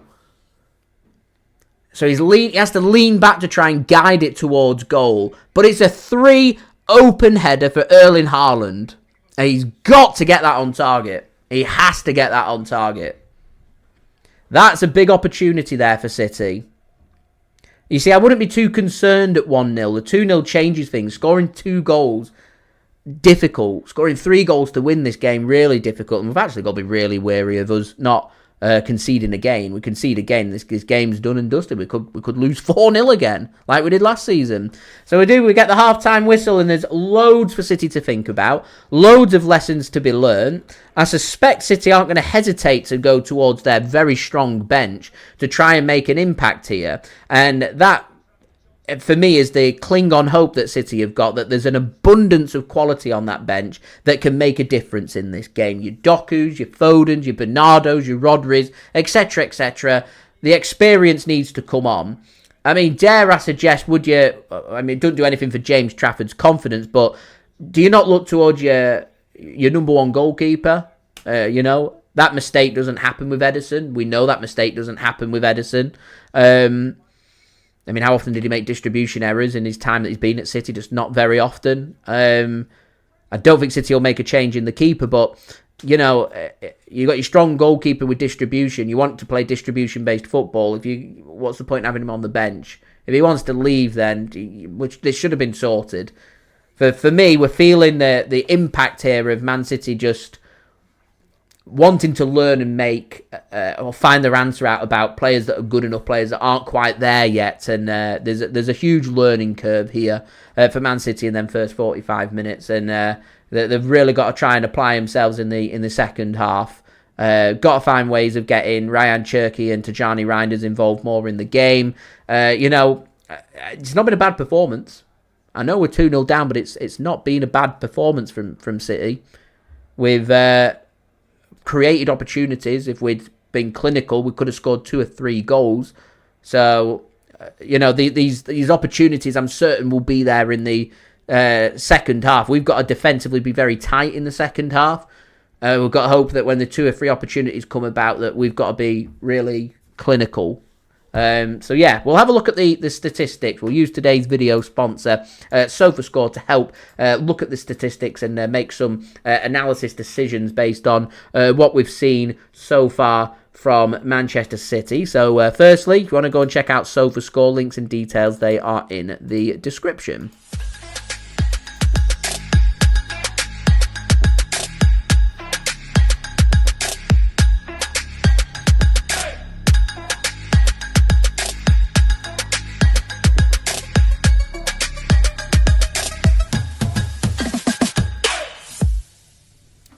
So a big thank you there to SofaScore for sponsoring today's live stream. Do go and check them out. Links and details there in the description. They're also, you can find the link in the live chat, and also you can use the QR code on screen. So do get your halftime thoughts. Obviously, a lot of disappointment there about the changes that City need to do and what's gone on in the game so far.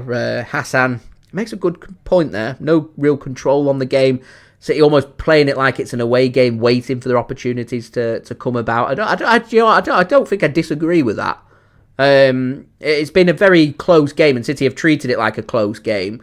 They've just been happy to make it a game of few opportunities in the hope that, Spurs' opportunities don't stick and our opportunities do stick, and it hasn't stuck and it hasn't worked, and because of that, we've got to change it in the second half. Jessica says we've got to get better in and near the penalty area. So many almost goals. Yeah, I agree again, yeah. Nana, thanks for tuning in, says horrible performance. Should have gone with Ederson. Is the experience, is the number one first choice goalkeeper for Man City yet. They've given James Trafford their answer, and that's what I was saying just at the end of the half there, that Man City have needed to find the answers out to decide on what they need to do. And I feel like in that first half, you've got your answer about what to do with our goalkeeper. James Trafford's a high-quality young goalkeeper, needs patience, needs time. Because of that, you need an experienced goalkeeper in the biggest and best of games when you're taking on high-quality opposition, like Tottenham Hotspur, a game that we lost 4-0 at the Etihad last season to them, and you need your best players available to you. Ederson's trained all week. He's fit and ready to go. If he's fit and ready, should be starting this game. If he's not starting this game because he's going to be making a transfer away from City, shouldn't even be in the squad and should have been sold, and this should have been sorted realistically before the start of pre-season. If we were sorting out the goalkeeping things, this should have been sorted at least a month ago. If you're going to bring a new first-choice goalkeeper in, they're going to need a bit of time to embed themselves in, and, we don't have time to embed players in. Time is of the essence for Man City, so I feel like our answer in terms of goalkeepers has been decided for us, and if Ederson's not going to be getting any minutes here, then Ederson probably is off, and we could do with getting Gigi Donnarumma sorted sooner rather than later. I spoke about in my transfer updates about how important it is that Man City go out and target big game players for the biggest and best games. But just have a look at the statistics. The statistics back up pretty much what I've been saying. It's been quite a close game. 58% possession for City. Expected goal rate at just over 1.12. Should have at least had a goal from this game. Tottenham's at 0.6. Both teams have created a couple of big opportunities. Tottenham have put both theirs away and Man City haven't. That's the difference here. Spurs have been clinical when they've presented with their opportunities. City haven't been clinical when presented with their opportunities. Trafford's not made any saves, yet Vicario, when he's been required and called upon, has made them saves. So City haven't found a way to make the set pieces count, because we've had more corners than Tottenham, we've had more passes than Tottenham Hotspur. Yet Spurs are happy to make it a real close, high pressing game, and we've got to sort it out, get our heads in the game for the second half, keep trying to create the opportunities, force Tottenham onto the back foot. And I feel like the best way of forcing Tottenham onto the back foot is getting pace in that team. I can see some shouts for Khusanov. Pace, we can see it, Nana can see it, I can see it. Pace needs to be on that pitch. Jeremy Doku, I know we've criticised his end product before, needs to be on that pitch. Need a bit of experience in there. For me, Bernardo Silva needs to come on as well.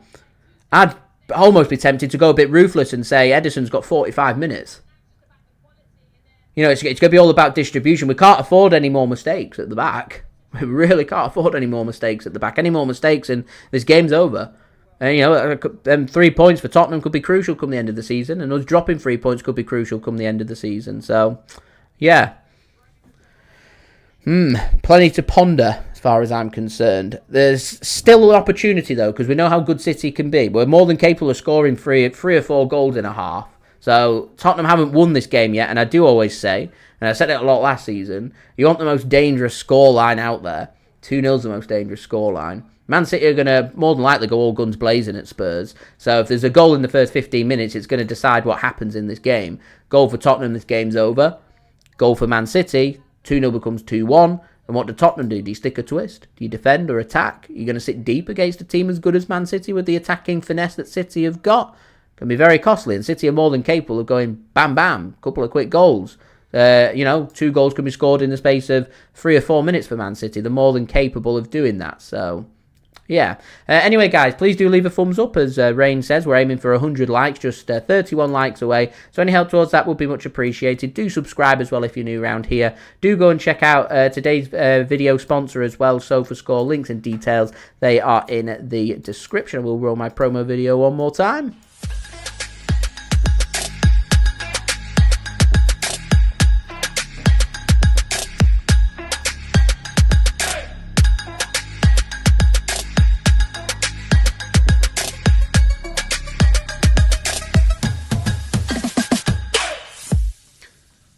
And a big thank you there to SofaScore for sponsoring today's video. So I'm just going to go and freshen up, give myself 5 minutes ready for the second half. So I've got some halftime entertainment for you guys to enjoy.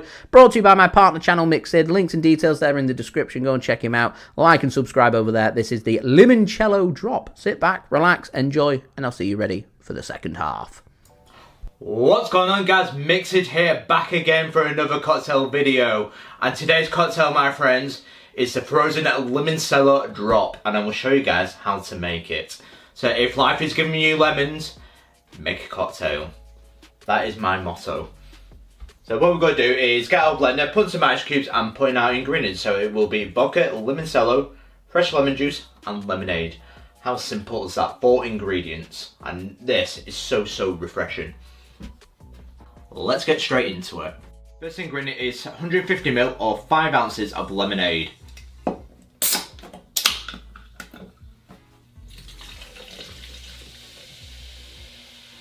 Next is 30ml or 1 ounce of fresh lemon juice.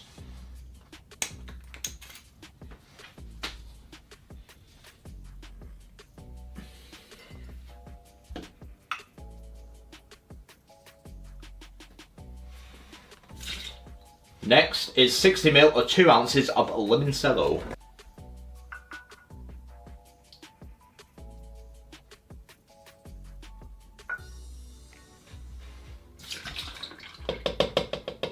And last but not least, 2 ounces of 60ml of vodka.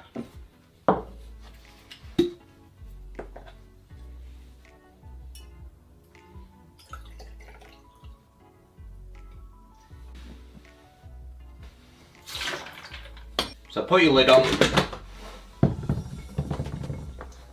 put your head on, and let's blend right into it.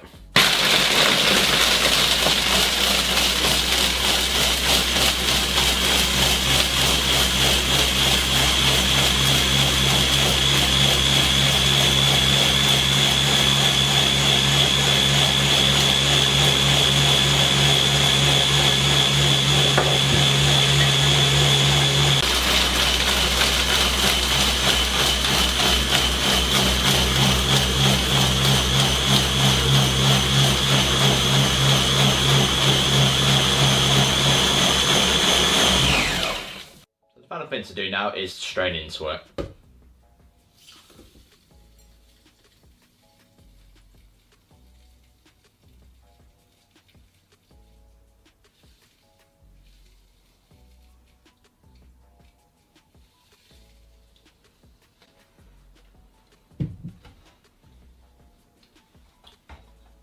What we do now is just give it a nice little garnish.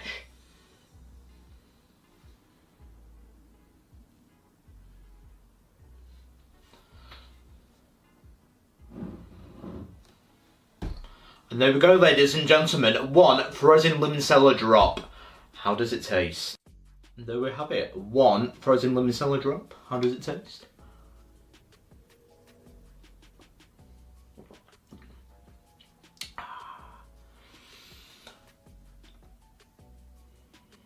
If life is giving you lemons, have a frozen limoncello drop and it will soon improve. That is absolutely beautiful.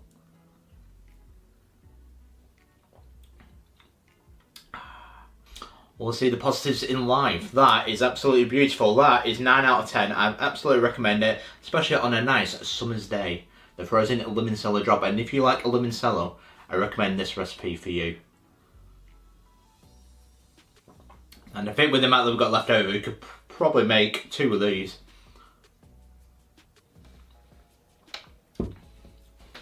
So with the frozen limoncello drop, what stands out to me is the limoncello and the lemon juice. Because it's very tangy, but it's absolutely refreshing, especially when mixed in with the lemonade and vodka. They both complement each other. It's not overpowering with bitterness in this at all. As I think I've just got the balance right. Because if it's to do perfect, I'd probably put a bit more limoncello in it. That'd be my only complaint, which is why I will give this a 9 out of 10. But for the mixed score, it's a 9 out of 10. I love this cocktail. I like this recipe, and I've never had it before. Cheers. And if you're new around here, guys, don't forget to like and subscribe to Mix It for more cocktail videos like this. And I will see you guys in the next cocktail video. Cheers.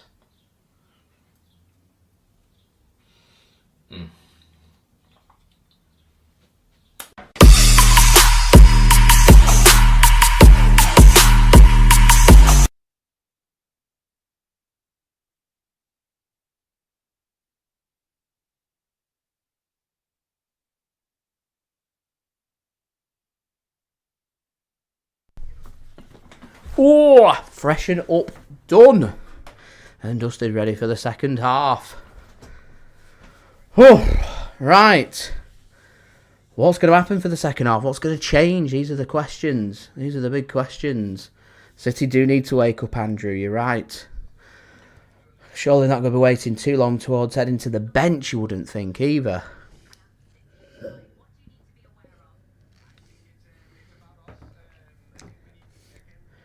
Interesting that they're interviewing the manager half-time about Thomas Frank's thoughts about what they've got to do for the second half.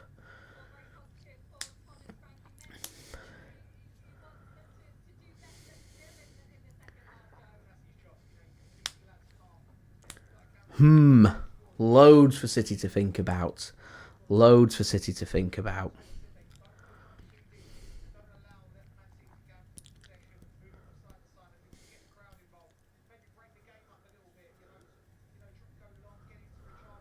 Right. Let's see.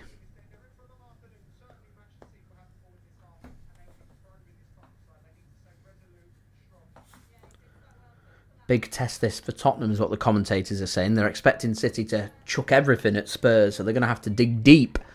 Spurs dug deep though last season and did a cracking job on City, so is Manchester City's little bogey team that's coming about, Tottenham Hotspur, what's going to happen there? Is there any changes that are going to be made here by City? It doesn't look like it. Praise, thanks for tuning in. The 2 goals today coming from Brennan Johnson and Palina for Tottenham Hotspur. City had a couple of real good opportunities as well. But we've not scored, and plenty for Pep to think about.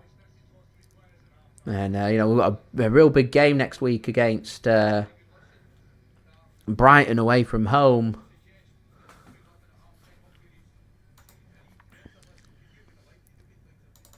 It's our first home game of the season. You don't really want to be dropping that many points at home. You certainly don't want to be losing your first home game of the season. And so we do have kick-off here for the second half. And a big 45 minutes or so for Man City then. What can they do is the question.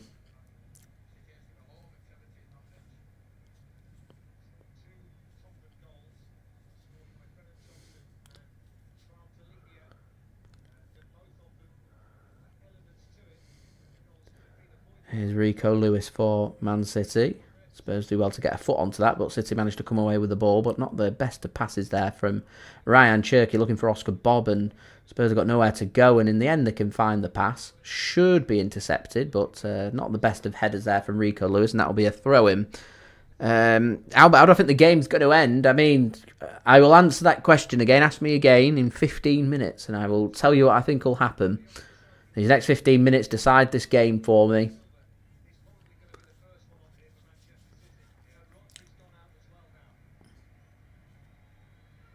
I think City have shown some frailties on the right-hand side for me today as well.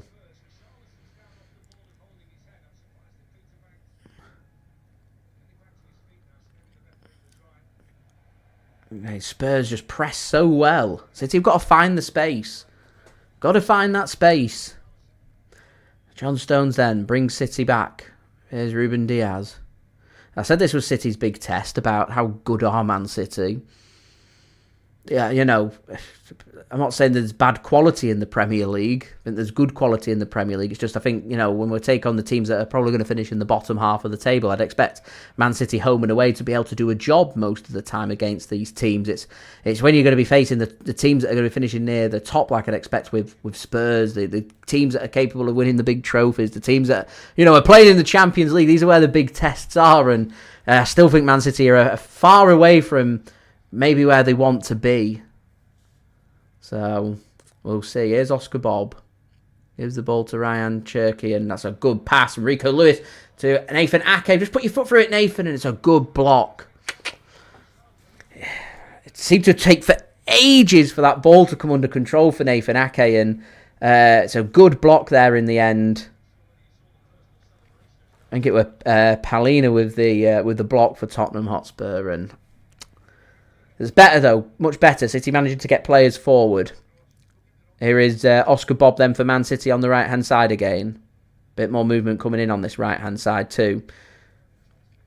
Rico Lewis tries to find a pass to Rayan Cherki, not on the same page. Tottenham can't get out. This is better from City. Got to make this count. Here is Ruben Dias then to Nathan Ake. Omar Marmoush. He's losing his foot and he's going to get dispossessed. Don't commit a foul. He's going nowhere. Don't commit a foul. Does well. Tottenham get it clear. Should be intercepted by City. Is intercepted by City. Tottenham continue their high press, putting City under pressure. They find the pass though. Here's Oscar Bob. Up against Jed Spence. A big challenge that for Oscar Bob. He's not had anywhere near as much success, I don't think, against Spence as what he had last week against Wolves and when he was taking on Wolf. Here's Oscar Bob. But Bob still looked very lively. He's looking very lively now into the penalty area. It's dispossessed. Richarlison Can't get that ball under control for Spurs, and City will get hold of the ball in the end, and it will go out of play for a throw-in for Tottenham Hotspur.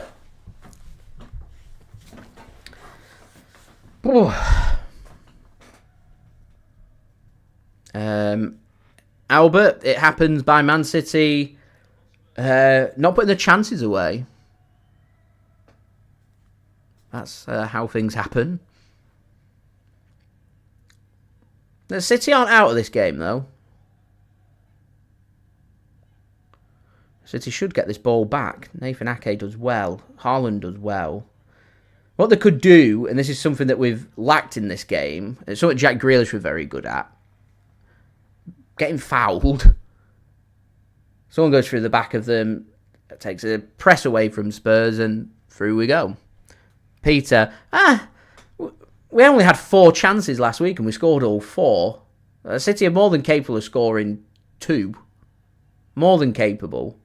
I'm not going to sit here and say we're not going to score 2 goals when you've got the likes of Omar Marmoush, Erling Haaland, Rayan Cherki, Oscar Bob, and players like Phil Foden, and Bernardo Silva and Jeremy Doku, and all on the bench. More than capable of scoring a couple of goals. I am seeing Rodri doing a fair amount of warming up. Tottenham Hotspur just taking up their time wasting. So they have implemented a 6-second rule that the goalkeeper is allowed to keep hold of the ball. And the keeper just looked like he held on for that for longer than 6 seconds for me. Jeremy Doku's warming up. Foden's warming up. Rodri's going through the paces there.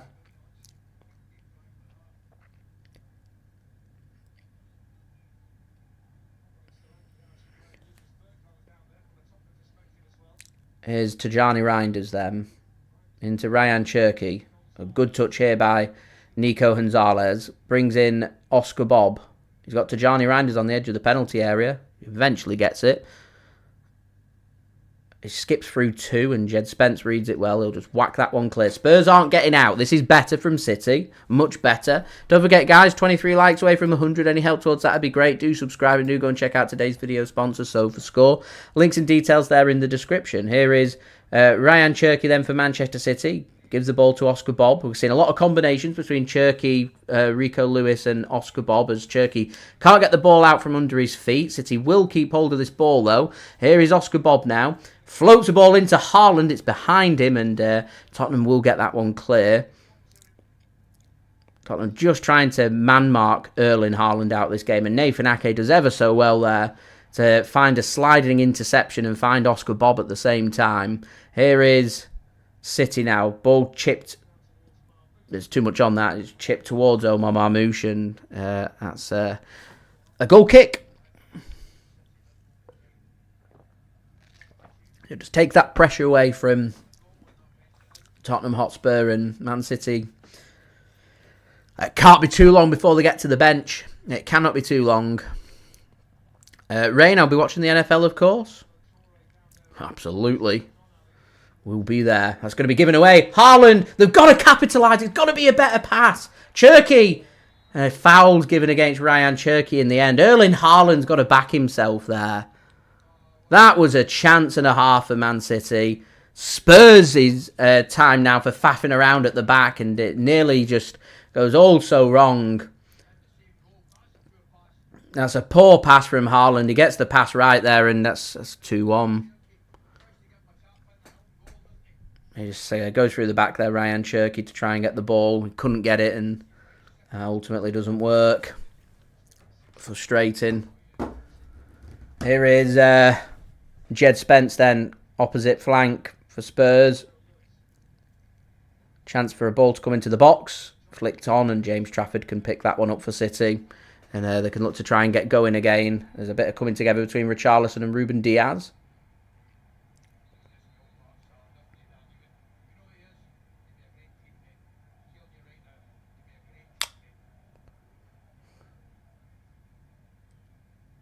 There's a bit of James Trafford, a bit of coming together, and Ruben Dias just then shoves Richarlison out of the way.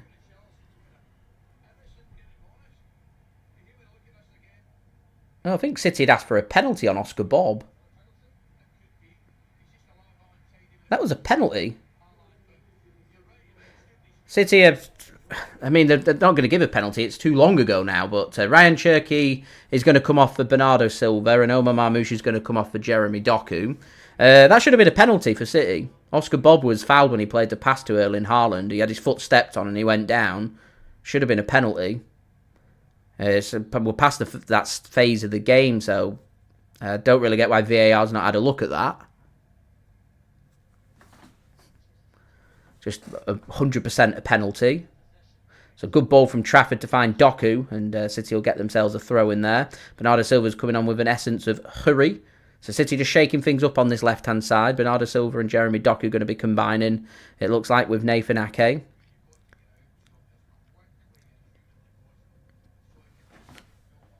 Animated. I said 4-2 Man City, so we'll see. If it is, we could do with getting some goals quickly. Here is Tijjani Reijnders to Oscar Bob. Makes a good run. Tackled. Spurs, can they get out? They've got 2 runners ahead. Ball comes forward. That's a good ball to Kudus as well. And Nathan Ake will get his foot onto that. He doesn't need to wallop this clear if he doesn't want to. He does have City players around. Puts his foot for it just to get it away from goal. And ultimately, it gives the ball back to Spurs, which is frustrating. I am playing Fantasy Premier League. I did have my links out last week to come and join my league. Here's Bentancur then for Tottenham. Tottenham doing a good job of just trying to take the sting away from City. So City utilising the subs to try and get that sting back. They could do City really with a goal in the next 5 minutes. I said the first 15 minutes of this half's going to tell me what's going to happen.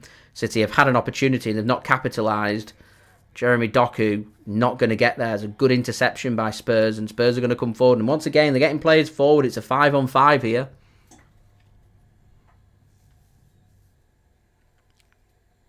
Cross comes in. Richarlison managed to get his head onto that, but it's good defending there by, I think it was Rico Lewis. Real good defending. It's a brilliant ball in. I think it was Pedro Porro. Shows the art of a good cross in. Richarlison reads it. It's real good defending that from Rico Lewis. Really good defending. Makes the block. Holds up Richarlison from having an opportunity. Unfortunately, it just goes into the hands of James Trafford.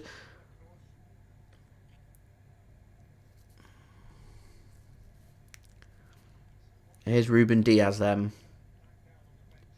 Bernardo Silva, heavier pass there. Nearly given away by City. It's not, and they've got a chance here now because of it. Here's Oscar Bob. The cavalry come forward. Here's Bernardo Silva. He can't find his pass. He can't find the interception, and Spurs are going to come forward now. End to end. It's a 5-on-4 situation. There's a 5-on-4 situation here. Shot comes in, it's a waste from Spurs. It was a 5-on-4. Brennan Johnson saw glory there and goes for goal. And Thomas Frank has every right to be frustrated there on the touchline. Every right to be frustrated. Don't get what Brennan Johnson were doing there. It was a 5-on-4. 5-on-4. There were passes left, right and centre. City was scrambling back. And it's greedy. I'm going to go for a 30-yard screamer and just doesn't get it right. When you get them right, you know, everyone's like, you know, bigging up your praises, but that was just not the right option. And ultimately, Spurs didn't have possession. They do now. Kudus up against Ake. Ake can't get the ball off him. It shows too much of it to Nico Gonzalez, but Bernardo Silva ricochets off his shin, and here's Sarr now for Tottenham Hotspur as they continue to build an attack, this time going from right to left. Here is Jed Spence to Sarr. Bentancur picks the ball up. City have got to read these pockets a bit better. They look a bit weak in midfield, City still. That's a well-disguised leave, and that's a good challenge from Nico Gonzalez. And Bernardo Silva's dispossessed. It's a good interception, that from Bentancur, and Spurs could be back in here, and Ruben Dias manages to make a sliding interception. Only as far as Jed Spence, though. Here is Sarr. City all over the place at times. All over the place.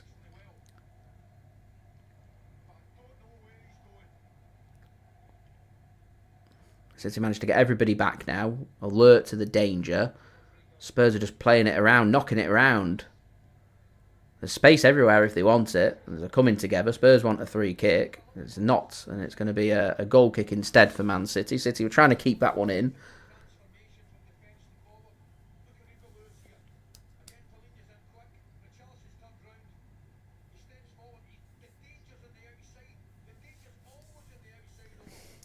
I mean, this, after pinpointing there, Rico Lewis.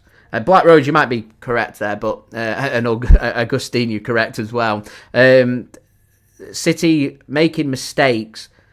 They're coming out from the back.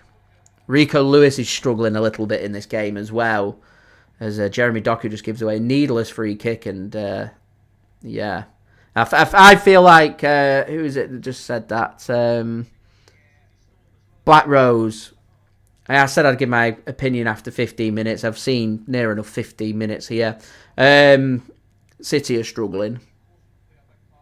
We need a goal. They've tried to get a goal early on. They had a couple of chances and they've not managed to make anything stick. So, guys, free kick for Spurs.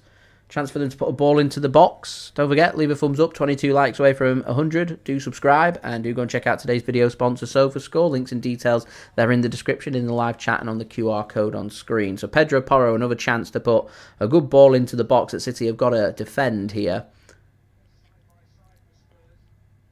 I mean, there's at least 4 Spurs players offside as the ball comes in. The header flicked on towards the back post and eventually goes over the top of the crossbar, and that will be a goal kick for Man City. Richarlison wanted a corner. Referee says no. Looked like it should have been a corner. Looked like it came off Ake's head. A loop-in header. Anyway, here's City then out from the back. Tijjani Reijnders. James Trafford gives the ball to Ruben Dias. And a poor pass from Ruben Dias. City's distribution out from the back's been really poor today. Really poor today. And this all stems to the goalkeeper. This is where someone like Ederson has the ability, where high press is coming in, Tottenham are getting 5 or 6 players coming forward, he would ask for 1 or 2 of the City attackers to make darting, dashing runs forward. Under pressure, he just pings the ball 60, 70 yards, and that Tottenham press is completely cut off by the goalkeeper. That's how Ederson manages to find so many assists. We've not had it today. So you're relying on defenders who are good defenders, but as a ball comes in here from Spurs, and again, Richarlison gets his head onto it, looking for the back post and can't get it right, they can't find their passes because City's distribution, it's off. It starts from the back. I said before, you got to make the big calls. Ederson's on the bench. James Trafford's he's not done that much wrong. He's done a distribution error, and other than that, I don't blame him for the first goal that was scored. But you Pep Guardiola, you get paid to make the big decisions. Ederson's fit to start. He's on the bench. We're at a point, Dave, though, where this isn't about shots coming in. Tottenham have had 2 shots. And they've both gone in the back of the net. So you're sacrificing a distribution for shot stopping, yet the goals are still coming because the distribution's not right. City's play out from the back has caused them many problems. It's like watching City with Claudio Bravo again. And I'm not saying it's there any error on James Trafford. He's learning. It's just it's going to take some time. And in these games, when you're going up against some of the biggest and best teams in the Premier League, you need your experienced world-class goalkeepers. They've wanted their answer. They've got their answer after 45 minutes. We have our answer. So I wouldn't have hesitated to have made the big decision of making the goalkeeping change and saying we need the distribution, Ederson comes on. Because at the moment we look so vulnerable at the back in terms of our ability to play out from the back that, we're probably going to end up conceding at some point again.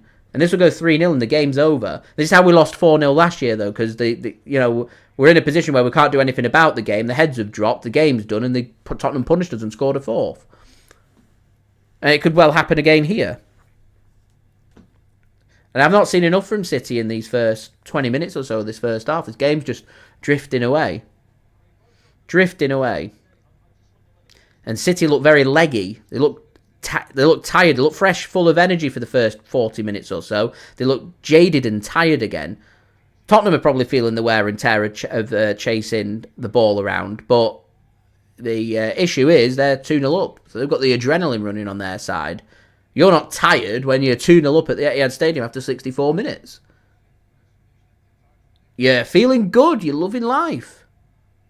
Man City now just feeling all parts of this wear and tear, this close game, and ultimately it's come down to when the opportunities have come about. City haven't found any way of dealing with putting the ball in the back of the net, and Spurs have, and that's what's gone wrong here.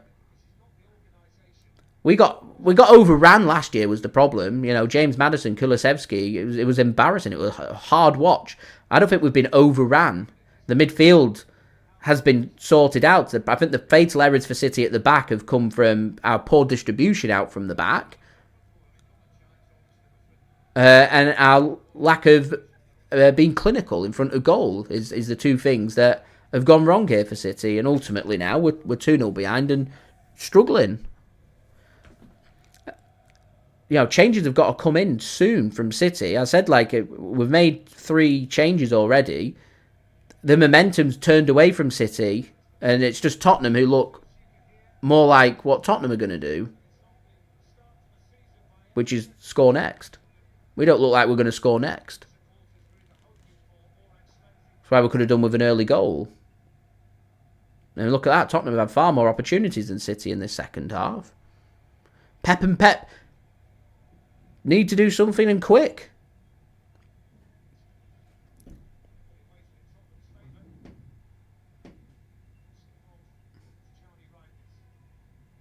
Here's Bob. Do a bit of Oscar Bob magic. Goes to the byline. Goal kick. Yep.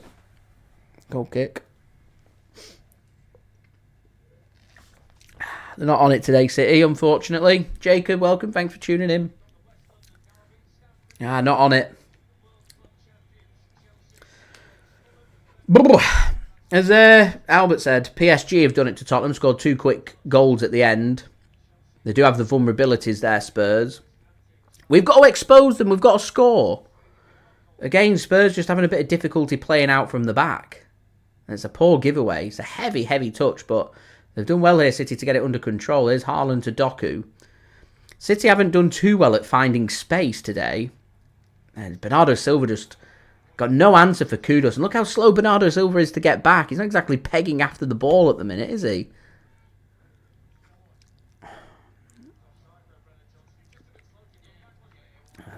Ball played over to Brennan Johnson. He was miles offside, so he didn't even chase after it.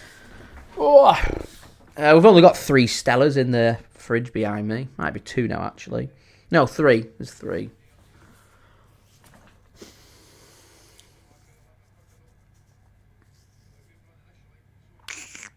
There's Richarlison.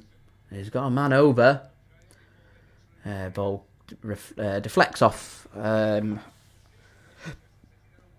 I think it were Ruben Dias, and that goes into the arms of James Trafford. So, yeah. Here we are. Here's Ruben Dias then for City.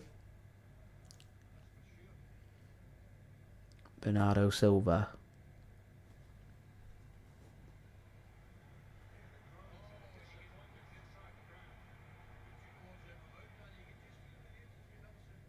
James Trafford just chips one forward to Tijjani Reijnders. He flicks one in.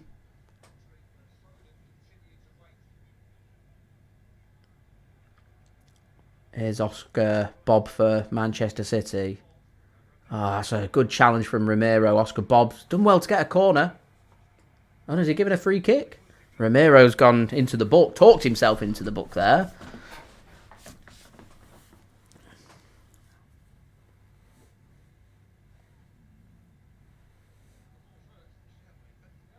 What's he giving a free kick for? I get why he's giving a yellow card for the descent afterwards. I don't get why he's giving a free kick there. Has he handled it or something as he was sliding in? Anyway, set piece. This is where, this is what we paid the big money to bring the likes of James French in from Liverpool.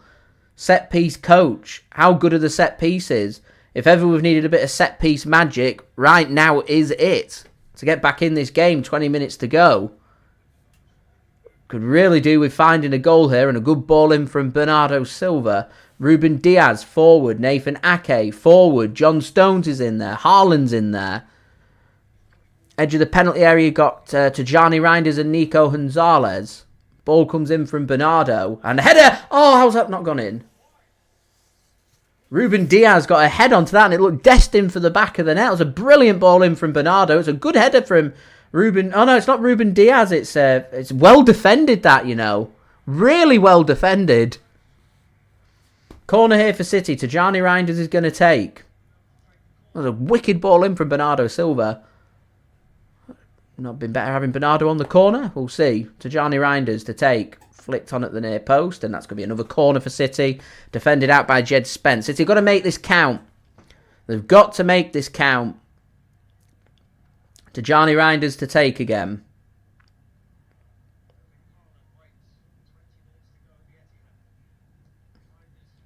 That's too close to the keeper. There's a Rico Lewis. I mean, Man City are crying for a penalty from the referee. Rico Lewis has put his foot through that. Kyle Walker would be proud of that effort from Rico Lewis. Man City are crying for a penalty. Nico Gonzalez is really unhappy. I mean, the Richarlison's getting involved in something here.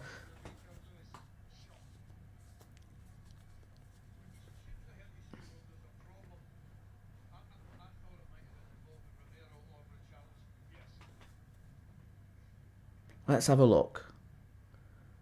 Oh, he's pulled to the ground. I mean, that grappling goes on a lot in the penalty area. It never seems to get punished. There's a bit of pushing and shoving going on.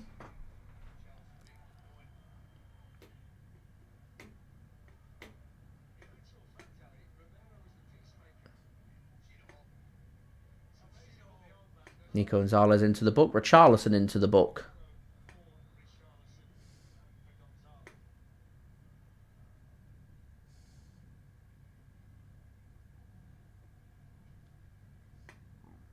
As I said, you get all that pushing and shoving done.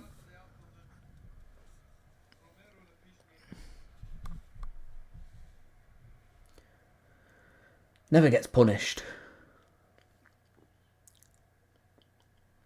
One day they will.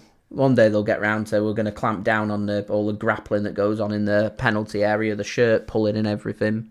I know it's 6 of one and half a dozen of the other sometimes, but sometimes the hands are down by the side, the shirt gets pulled, the player goes down, they ask the question and they just say, get up, it is what it is. And as I said, eventually they'll get round to it. So 19 minutes to go here for City. They need something. Long ball sent forward, header won by Jed Spence, picked up by Nico. Gives the ball to Oscar Bobbies, Rico Lewis now. Not good. Anyway, guys, 21 likes to go to 100. Subscribe as well if you're new around here.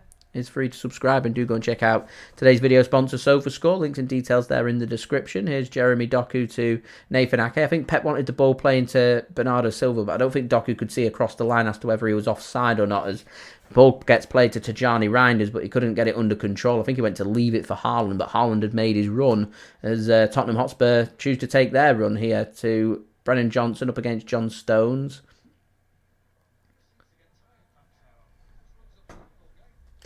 Black Rose, yeah, City out of ideas. That's why they need to go back to the bench again. Start shaking things up a little bit. Arguably getting to a point where you'd start thinking about taking off a defensive player to bring on an attacker to have an extra attacking option. They're struggling with a player to sit in that deep pocket in midfield. They've struggled a little bit in the second half for midfield control. The gaps between midfield have been a bit too big. They're struggling for a bit of ball control at times, and Tottenham Hotspur just really been picking off City, and James Trafford dangerously leaves that one. A ball played forward there.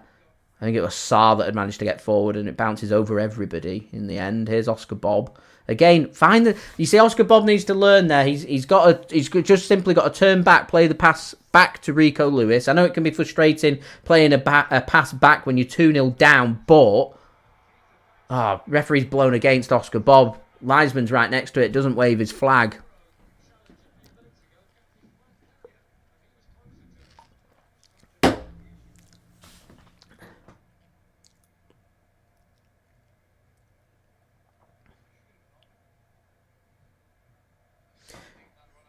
He's onside there, so it would have counted. James Trafford has to read it, hesitates, and just lets it bounce. I mean, if he gets his head onto it there, Sarr, in for a tap-in, takes a huge risk. It looks so risky. It looks uncomfortable, James Trafford, and it's only through experience that he's going to look more comfortable doing what he does. Phil Foden and Rodri are going to come on for Man City. As I said, they're looking for that midfield control. I think City, they're recognising the second half that they've not had as much control. So I think they're just hoping here, City, that if they can get some midfield control, that might just allow Man City to create a couple of chances, and they've got to be clinical, they've got to stick. So Oscar Bobb's going to come off for Phil Foden, and then Nico Gonzalez going to come off for Rodri. Like for like there, Nico for Rodri, Phil Foden coming on for Oscar Bobb. Interesting to see if Phil Foden goes to the right wing here for City, or whether they're going to maybe shake things up and maybe take Rico Lewis to tell him to get further forward. Good to see Rodri back on the pitch, though, getting another 15 minutes. We'll see if that can pay dividends here for Man City. I don't think Tottenham Hotspur are going to change all that much. They don't really need to change all that much. They're playing once a week. Played a real good game. There's no real need for them to change things up and ask for a team to get up to speed with a game when you're not needing to change anything.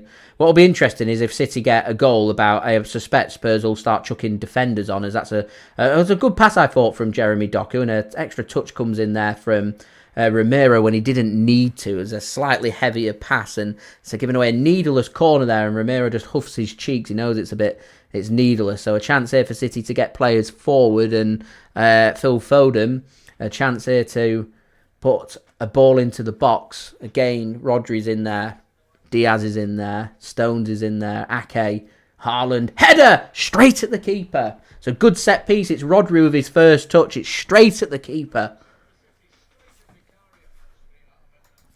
So again, it's a 3-header. Got to do better. Got to do better.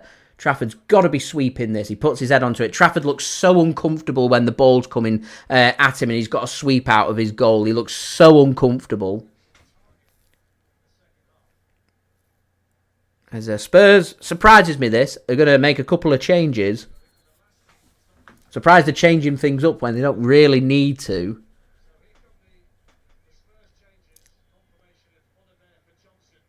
I think they're just maybe not wanting their player to be sent off, so Brennan Johnson's going to come off. I suspect Richarlison's going to be the other. Yeah, Richarlison's the other.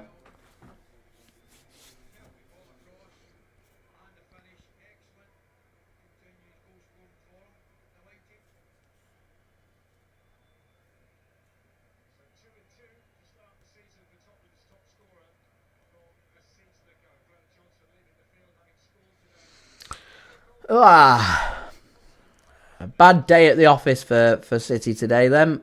A lot of lessons to be learnt, and they're under a lot of pressure going into Brighton away, because we lost to Brighton away, I think, last season. That's a huge, again, another huge learning curve for City, because, we need to start rectifying results from last season.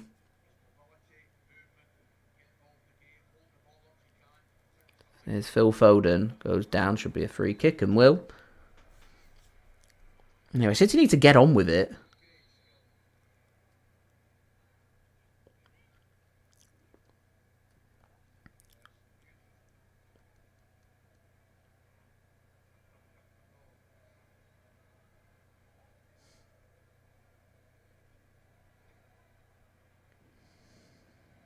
City messing around at the back. Rodri stretching. I don't like when Rodri has to stretch. He manages to find the pass just about. Tottenham wanted a free kick for it. Here's Doku into the penalty area. Twisting, turning, squares it across. Challenge came in. Doku needed to initiate a bit of contact and go down. It would have been a nailed-on penalty. Someone's down for City in the penalty area. I can't see who it is. Ball gets played forward here by Spurs. Again, James Trafford just needs to sweep. He's going to hammer this ball forward and out of play for a throw-in. Trafford looks so uncomfortable sweeping. So uncomfortable. That was good work, that, from Jeremy Doku. They're looking for Phil Foden. Just plays it across, and it's A great challenge from Van der Ven on Phil Foden there. Pedro Porro's all over the place there. He goes sliding in. Doku just needed to find a bit of contact. They got a penalty. And Phil Foden's limping around now. He's only just come on. City can't make any more subs. Anyway, throw in for Spurs.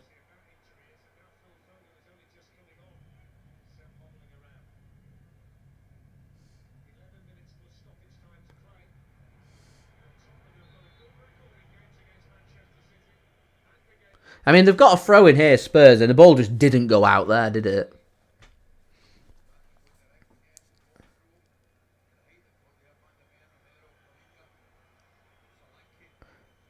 Long throw comes in. It's probably the worst long throw I've ever seen. City can head it clear. Haaland can pick it up, and a long ball can come forward. If the pass needs to come from Reijnders, he gets a bit of contact there, and he's going to throw it. He's not even giving a free kick. What is the referee doing?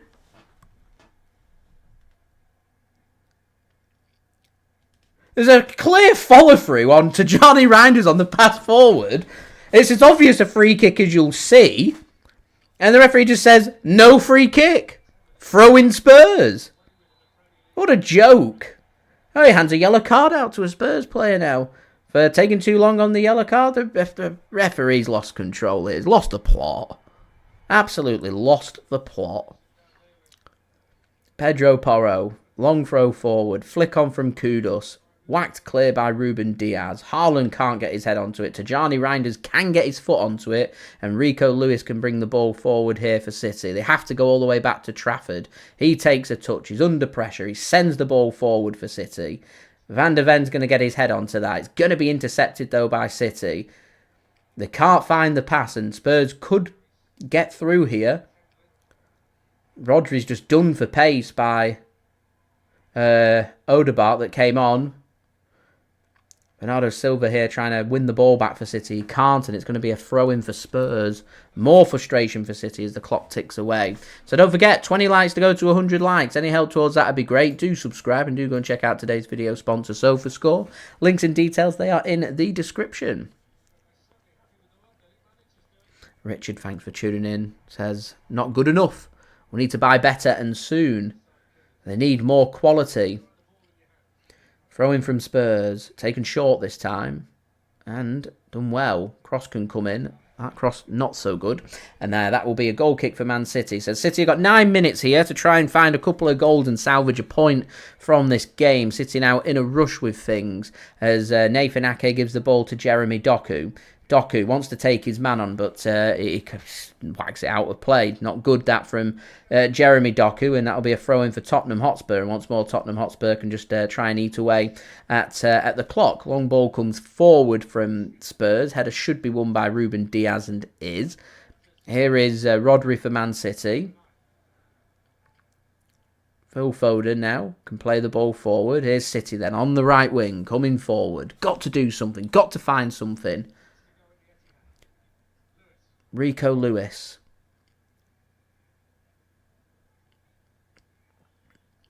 Finds John Stones to Rodri. Nathan Ake does well to find Jeremy Doku. Well aware of who's around him. Ake's got a brilliant chance to play a ball in. He goes deep. It's flicked across and onto the top of the crossbar and out for a goal kick. I know what Bernardo Silva is trying to get that back across. But just couldn't angle his header towards Erling Haaland there. He's looking for Erling Haaland just to be able to tower above and get his header in, but Bernardo Silva doesn't quite get his header right and over the top of the crossbar. Needs to be more central on his head. A long ball comes forward from Spurs. Trafford waits for it to go into the penalty area. Manages to get hold of that.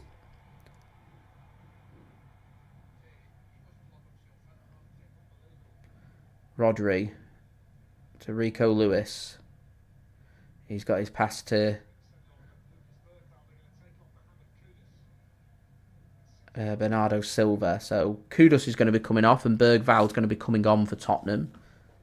Interesting. Looking for a bit more presence in their midfield now. I told you, Thomas Frank's not stupid. He's a real good manager. That's a great ball for Doku. Gets it under control. And Doku can't get it off Porro out for a throw-in for City, and Spurs can win the ball back. Problem for Spurs now is they've not got many options, so they're just trying to knock this round at the back, which could sometimes be dangerous, but if you can get it right, you can find the space, as Vicario surely going to send this one long, get it away from the Spurs goal, and does. Header should be won by City, and is. And here's going to come another wave of a City attack. Rodri now to Bernardo. Got to do something here, City. Tijjani Reijnders now to Rodri.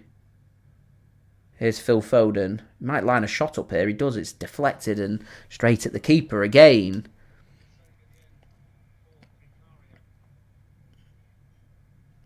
How often have City's shots been straight at the keeper? Here's Rico Lewis. Going to have to take that one under control himself. And does. And plays his pass forward. And does well. Bernardo Silva has to play his pass all the way back. But City have done well just to keep hold of the ball. Here's Trafford now. Finds Ruben Dias, and City can come forward. They've got 5 minutes to do something here, City. 5 minutes. Big 5 minutes. Can they do something? Tijjani Reijnders. He's got Jeremy Doku. Haaland wanted the pass playing earlier. Here's Doku. Goes to the outside, and he's going to get a corner here for City. Pedro Porro, very passionate about finding that interception.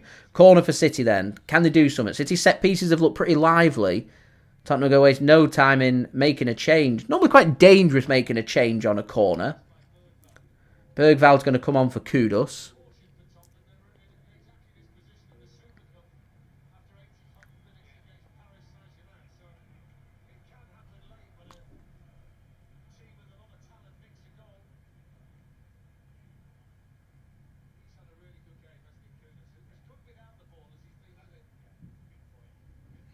Kudus comes off. Bergval comes on. So a corner here for City. They've got to do something here. Got to do something. Wakar, thanks for tuning in. It's been a bit of a typical City performance, hasn't it, really? Against a good team like Spurs. Corner comes in. Misses everybody, and Spurs can get a foot on it and get it clear. Tijjani Reijnders in a foot race. In the end, given up by Pedro Porro. Looks offside there by Bergval, but linesman says no, play on. Oh, Rico Lewis, what's he doing there? And shot comes in from Spurs, and they can't capitalise. Probably should have been free, but Odegaard gets excited, and it doesn't get his shot right, and it goes wide in the end. Looks comfortably wide in the end as well. Rico Lewis just slips. Don't think he sells himself, he slips. And in the end, miles wide. And Spurs just give the ball back to City. City go with an early ball, looking for Haaland. Haaland, he's going to keep that in. He does well. Does really well. Here's Bernardo Silva now. Rico Lewis gets clattered into. We're dispossessed because the player wins the ball. Spurs want a free kick. They're not going to get one. They're going to give away a free kick instead. Although, I think referee's going to play on. He is. Here's Rodri now. He's going to ping one to the centre. Ake gets that with a heavier touch. Takes a hit, and I think he's going to get a free kick here for City, and is.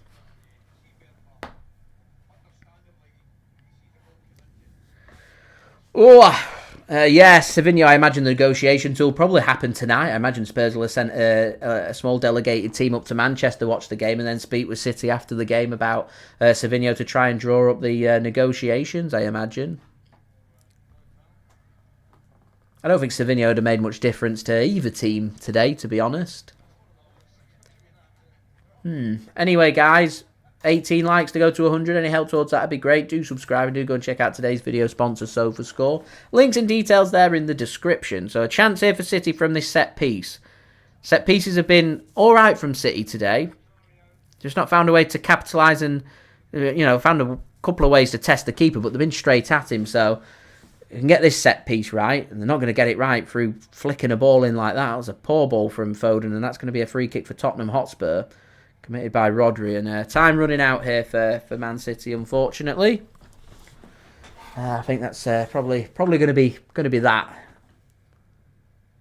unfortunately, from City today. Yeah, Andrew, clinically poor. The City have had their opportunities. I said it's a game of high importance. I said in my preview about the importance of scoring first. There's these big games when you take on the good teams. So when you take on your Arsenals, your Spurs, your Liverpools, your Chelseas, your Newcastles, your Villas, you've got to score first. If you don't score first, you're going to be dropping points. And if you're going to allow them to go 2-0 up, you're not going to be taking any points. And that's what's happened here today. So. It's a little frustrating. Apology if you can hear my TV, but I use the TV to help me. My TV's only old, so I don't have a way of getting an earpiece in so I can listen to the commentary. But I'm using the commentary to help me if in case I'm picking up on something. I don't want to sit here in silence and say, "Oh, what's going on?" And the commentators are giving me clarity, but I've got I've not got anything. I mean, I probably could put the subtitles on, but I'd prefer not to have something to read because I'm paying attention to everything else. So I prefer to listen because I don't have to listen to anything other than what's happening in the game. Here is Jeremy Doku.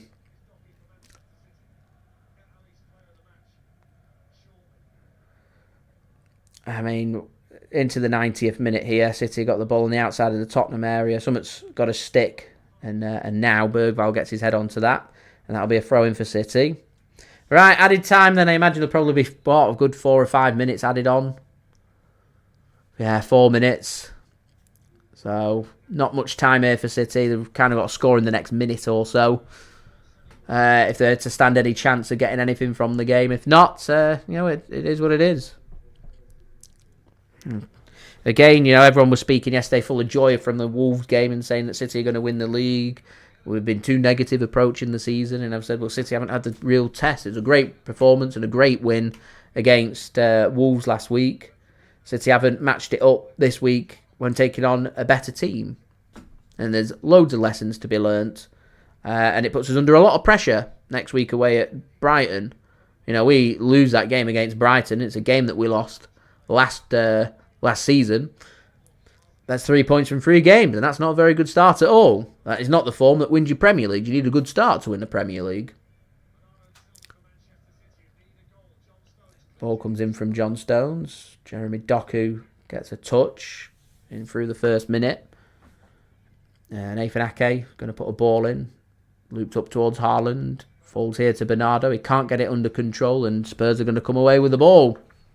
Yeah. And Spurs have got 3 players forward here, and they're choosing to send a midfield forward. It should have been better just moving towards the corner flag, rather than committing everyone forward. Would you not?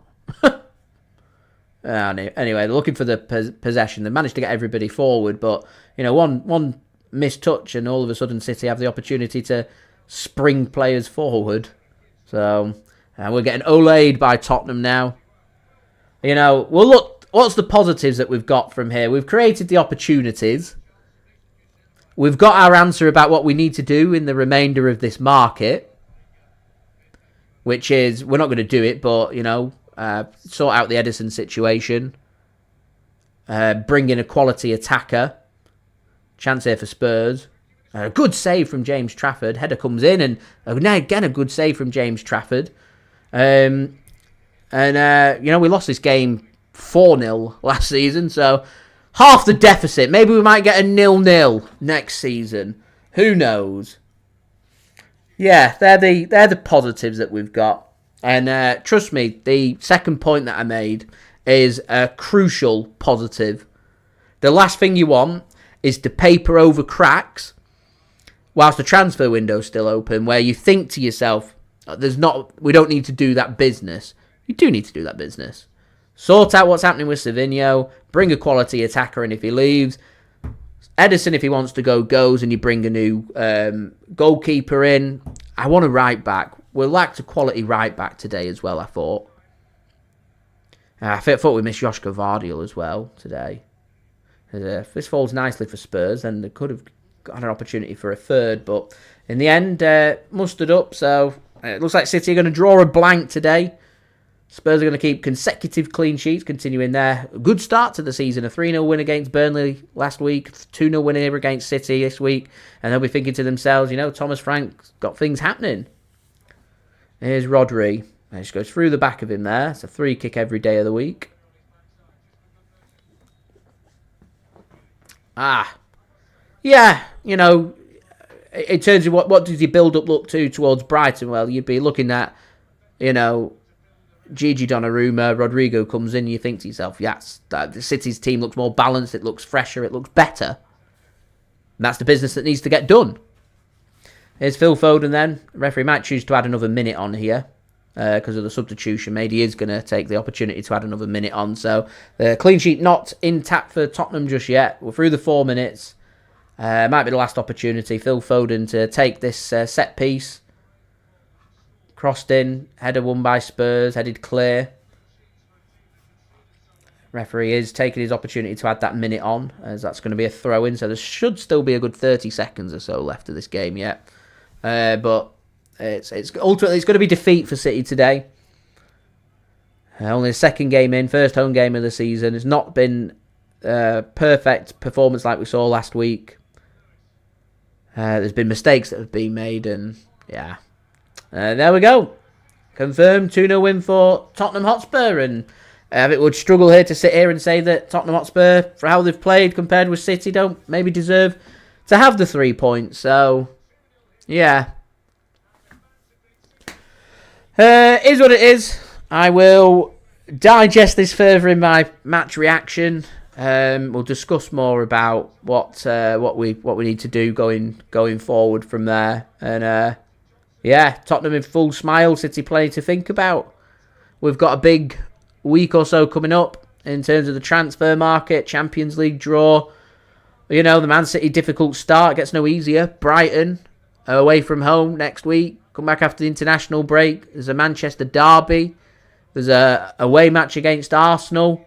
So yeah, there's lots for City to think about. There's just so much for City to think about. So, yeah, thank you very much to everybody for tuning in today. Much appreciated. I know quite a lot of my international audience, in particular, tuning in from the Americas, tuned in early, sacrificing their sleep. But yeah, is what it is. Is what it is. But all sorted. Yeah, we'll move on from there. So don't forget, leave a thumbs up. Don't forget as well to subscribe as well if you're new around here. Social media links are in the description. We're aiming for 100 likes. 100 likes is what we're aiming for. So any help towards that would be great. Get your thoughts in the comments below. And SofaScore links and details there in the description. Do go and check them out. I'll roll the promo video one more time and we'll wrap things up there.